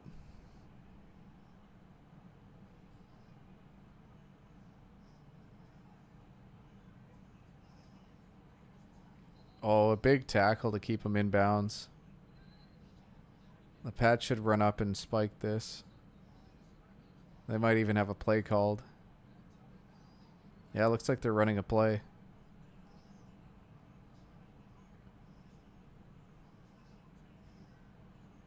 Oh, through the hands of Edelman in the end zone.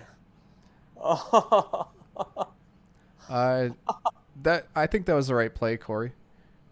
They have 9 seconds on the clock, so they still have 2 more plays for the end zone. If they get tackled short, they have the timeout to use. Oh, that's so disheartening.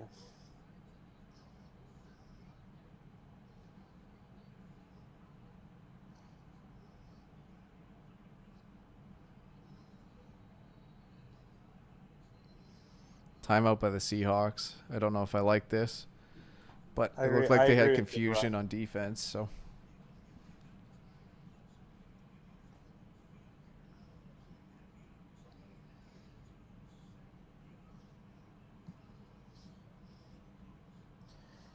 hey, did any of you guys see the Brett Coleman video about throwing on first and second down? no. Or I did not. Pardon me? I didn't see it. He made an argument that it was like plus expected points to do that because it's more efficient play than running. And I found it very funny. I've seen studies on that passing is you get more expected points than running, but like it's kind of like a duh thing. But yeah, there's but more football's to about it than clock that. management. Like that's the number one thing. Like obviously aside from scoring points, but like that's our style. So they've still got their timeout here. And now we're going to get a goal line play from Cam Newton to win the game. Oh, this is unreal. You can't. I gotta give credit to the NFL. This is the only time where I ever think like when they're like, "Oh yeah, this is all rigged," this, that, and the other. Big Rye had a famous relative that believed every sporting event was rigged, and when you see stuff like this, I almost am inclined to to agree with them because look at it's a photo finish. There's one play left. The Patriots win or they lose. Like, it's just fantastic, and not only that is it's gamblers win or they lose. Like there's spread implications as well, right? I love it, Corey. If they, I agree. If they do jumbo and lose, I that's how I'd like to die on the sword, if I'm the Pats. Oh, Mickey, I think you and I have similar politics. I haven't got into politics on Big Ryan the Fat Guy, but I don't want to divulge too much, but What's I think virtue we're very signaling? similar.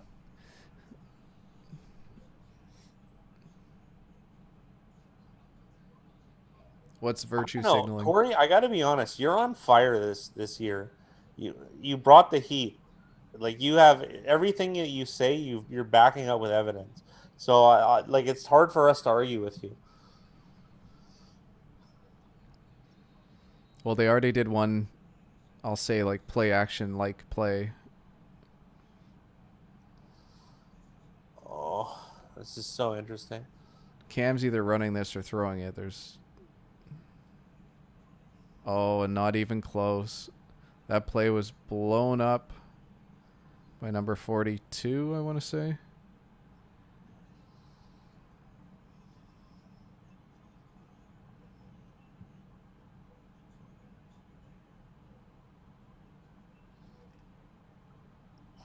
I want to see a replay of this. So do I. I think it's a fuck up.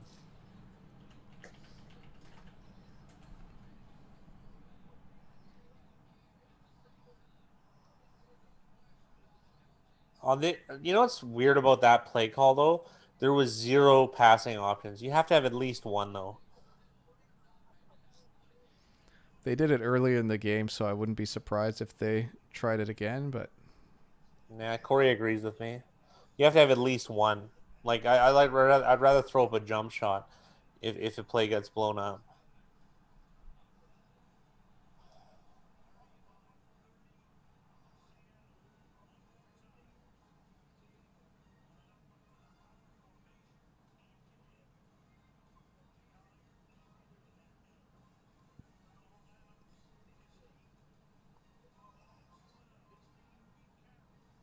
it's a big win for the Seahawks.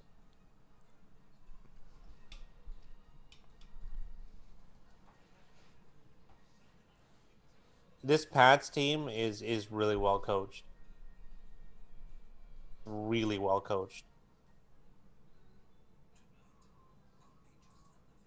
Because you can blow the doors off. Cam Newton's on a 1 year deal with an option, so Cam Newton's best attribute is quarterback like run designs, with passing sprinkled in, so you can really beat them up.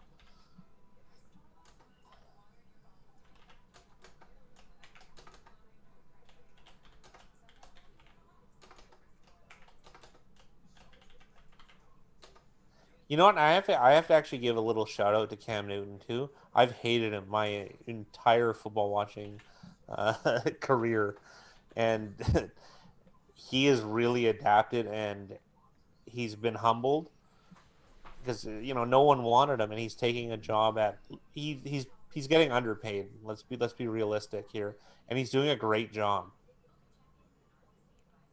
Zaps the Seahawks have next to no pass rush. They have one of the worst pass rushing defensive lines in the league. And Pat's offensive line though always seems to be good.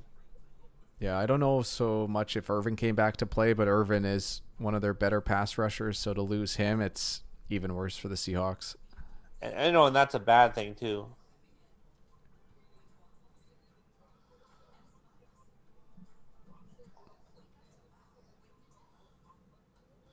Corey, I think you might have a point here. There, and there's other guys too, like that are like unheralded almost, like almost a Will Disley. Not that if you want to trade for somebody, considering they got Greg Olsen. Who's another tight end that I can think of that, like Cameron Brate, for instance, you could probably get for a conditional seventh. You know what I mean? Because he's a third guy, and Cameron Brate's a good tight end. He's a two-way player. He's not the greatest pass catcher, but he's a good blocker. Yeah, autocorrect. What a game. That was excellent start to finish. Big Ryan and I lost, but I mean, what are you going to do? No regrets there. You know what's refreshing, Big Ryan? What? When you watch Cleveland and you just pull your hair out, 5-6 times a game. Like I don't have confidence in Stefanski now. And then you watch these two teams and you're like, okay, that's how you coach a team. Yeah, it's definitely true. It's getting to watch the best coaches coach is a pleasure.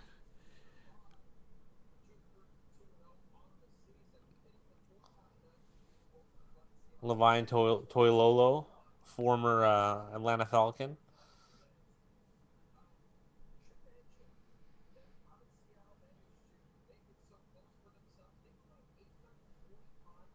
Jason Peters was originally a tight end. I always find that funny.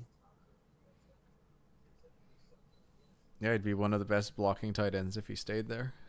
Yeah, probably the best. When's Trent Brown turning into a tight end? That's what I want to know. Yeah. You have to be less than 320 pounds to be a tight end at the heaviest.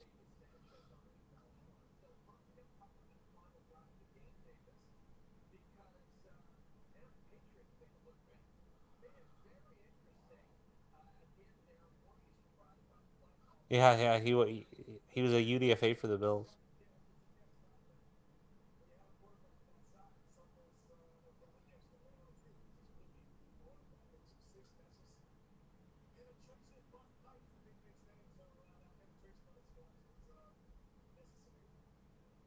Oh, yeah. I don't really see any point to bringing politics into a show where we talk about football gambling. Doesn't really have anything to do with it. Man's right. Didn't the Pats try and get Jared Cook last year? Possibly. Who knows with the rumors and that kind of stuff. Might pull the trigger on Raiders plus the points. I think that's a smart play. Zaps. I got it now at 5.5. It'd be nice to get it at 6, but I don't know if it's going to be moving off of. I don't know if it's going to be going pro Raiders.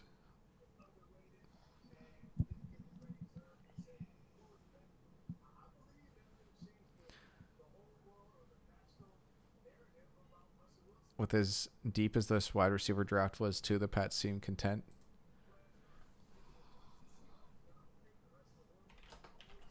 It seems negative EV to even draft a wide receiver in the first round because they don't actually add too much value when you. I think if you. Obviously, I'm like making some concessions here, but if you were to extrapolate it, if you were to average it out, I don't feel they add too much win probability. In the first round, realistically, if it's not an O lineman, a pass rusher, or a quarterback, it's hard for me to justify. Maybe a corner only because the market's saturated. And like we're joking about Bird and stuff, but like he didn't play that bad today.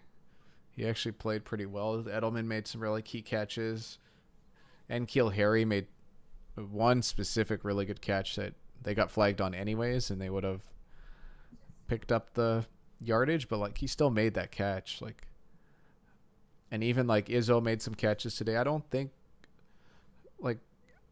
think they're fine. They had James White sit out today because of personal issues.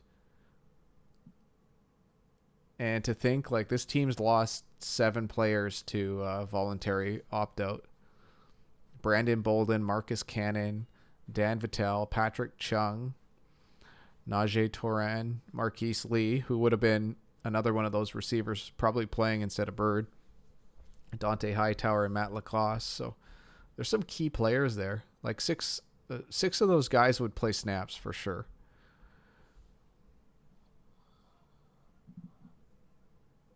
They even lost Gunnar Olszewski, the wide receiver. So they're scraping depth now.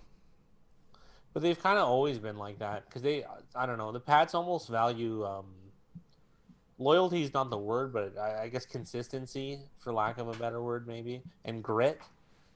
Big Rye always makes a point every draft that Pittsburgh Steelers draft tough guys, and I always thought that was like a weird, like like mutable, comment because like what's tough, but then you look at it and like realistically, you need guys to play on the field, and if you play American football, you're gonna get hurt, you're gonna get banged up, and you have to play through it. Like that's just the way it is. They was it even the Steelers that did this? Who drafted the? Well, I know lots of teams have, but didn't Pittsburgh draft a wide receiver that was supposedly really fast and really small? Oh, Pittsburgh, yeah, but he was like a 6th or 5th round pick, Dree Archer. You're talking about? Yeah, I'm talking. Yeah, Dre Archer.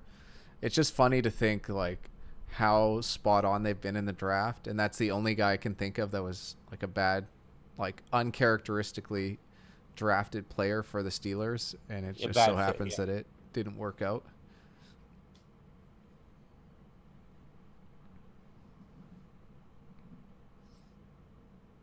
I don't think it's a coincidence, like the way the NFL lines up. Corey Andy is right about about Dree Archer. Um, like the Steelers and the Pats, like all their drafting strategies seem to just build generationally good teams. Maybe there might be a gap, like 1 year or 2 year, but it's rare for them to be bad for a stretch. Whereas the Browns are just a complete joke for, since existence, pretty much.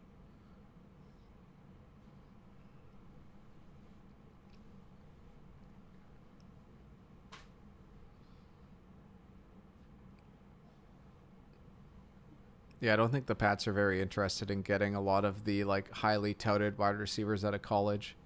And even like a guy like N'Keal Harry was a highly drafted prospect for them, and it hasn't worked out too well. He played well today, but he was a first-round pick last year. He's a borderline bust. You know what's funny? The Patriots haven't actually drafted that well. They've coached up and they've attracted retreads and made something out of them so many times, though. Well, it's funny because like any other team picks them up and they're retreads, but for the Patriots, they're experienced veterans. They've kind of got that sweet spot of getting guys that are like in their 5th, 6th year, and they can pay them $2 million and have them for 2-3 year contracts. And like Cam Newton's definitely like a glorified version of that, but he fits that mold. They're only paying him $1.7 million for 1 year. He's probably the best value player in the league. Yeah, outside of certain rookies, he's probably the most valuable veteran. No, outside of anybody, like really, like who else are you getting more value for your bang? Like Gardner Minshew? Like I don't think so. Even though you're paying Gardner Minshew, what, I think 500,000, 450.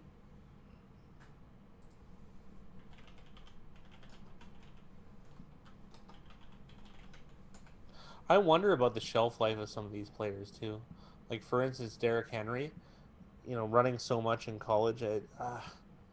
Like how long? Like how can you give him a huge contract when you're not sure if the wheels are gonna fall off? I think some of that's back pay for how he's done. Yeah, but it's nice to do that, but it's well, it's poor like business. It's bad business, exactly.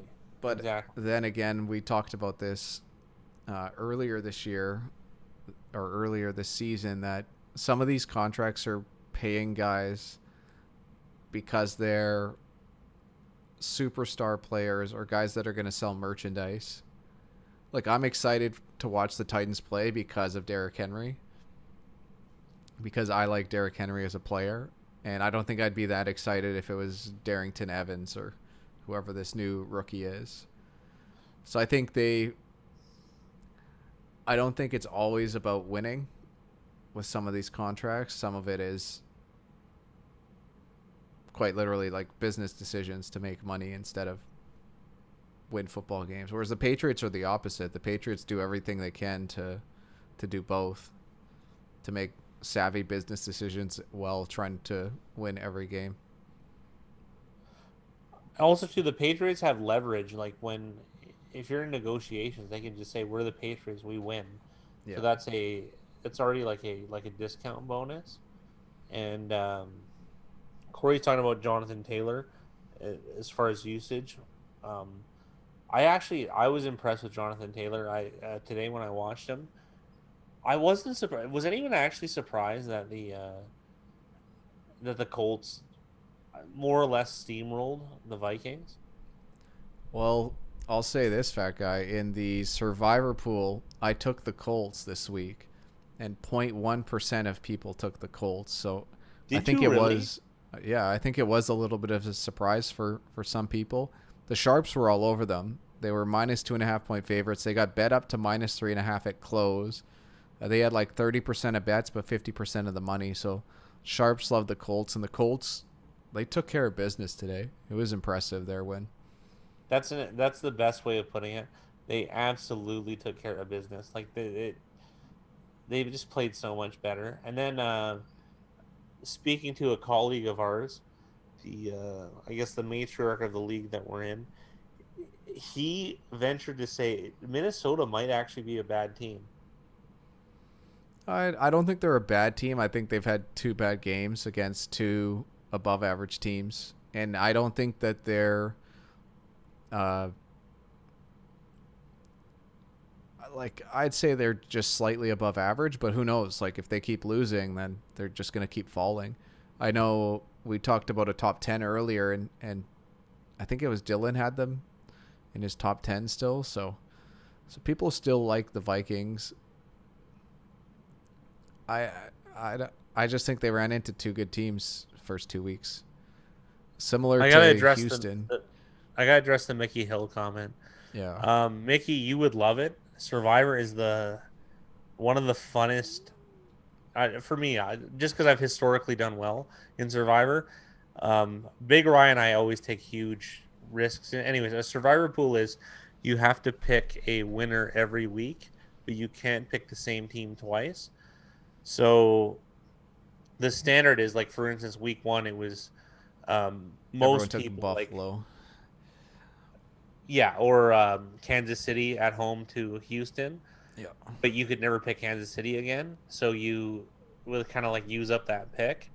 So Big Ryan and I usually do the opposite, and we take risky picks early, and then like try and save the good teams for later. So for instance, I took Cleveland this week, which is like like how often are you going to take Cleveland to win a game to keep you in a pool, right? And Big Rye took Big Rye took the Colts. Like it's just as far as Survivor strategy goes, both what him and I did is almost unheard of. But it's a really you would probably do very well at this, Mickey. Is you just do the opposite because, for instance, like when Houston was playing Kansas City in Week 1, and most people took Kansas City. If you don't take them, you're kind of free rolling, like because if Houston somehow does the 19-22% upset, then it'll wipe out a bunch of players, and it's winner takes all in Survivor. So for instance, in Vancouver, there's a $200 Survivor, and the winner usually gets between 40 and 200,000 bucks, but you have to pick a different winner, pretty much 17 weeks in a row. It's very, very, very difficult to do. So oddly enough, sorry, I'm going on a tangent. The uh how we all pretty much got started is the guy that taught me how to sports bet. He won the Vancouver Survivor Pool 3 years in a row, so he won like over 300,000 bucks. And instead of like spending the money, he he just used it as a bankroll to bet on sports. And he learned, and then he taught me about Sports Insight, which became the Action Network, and then it all stems from there. It all trickles down. So yeah, Survivor is an awesome, interesting thing to do. James, we're going to be picking the upcoming games. We're going to do a video, though. It's going to come out tomorrow morning at 9 a.m. Eastern, 6 a.m. Pacific time. But that's going to be it for the stream, guys. We've got to get working on this video and have it out. Make sure we get it ready for you guys Monday morning. So y'all have a good night. Thanks for joining us. Thanks for chatting with us. And that game was a lot of fun. Oh, absolutely. That game was really good. All right. We'll catch you guys later. Have a good night.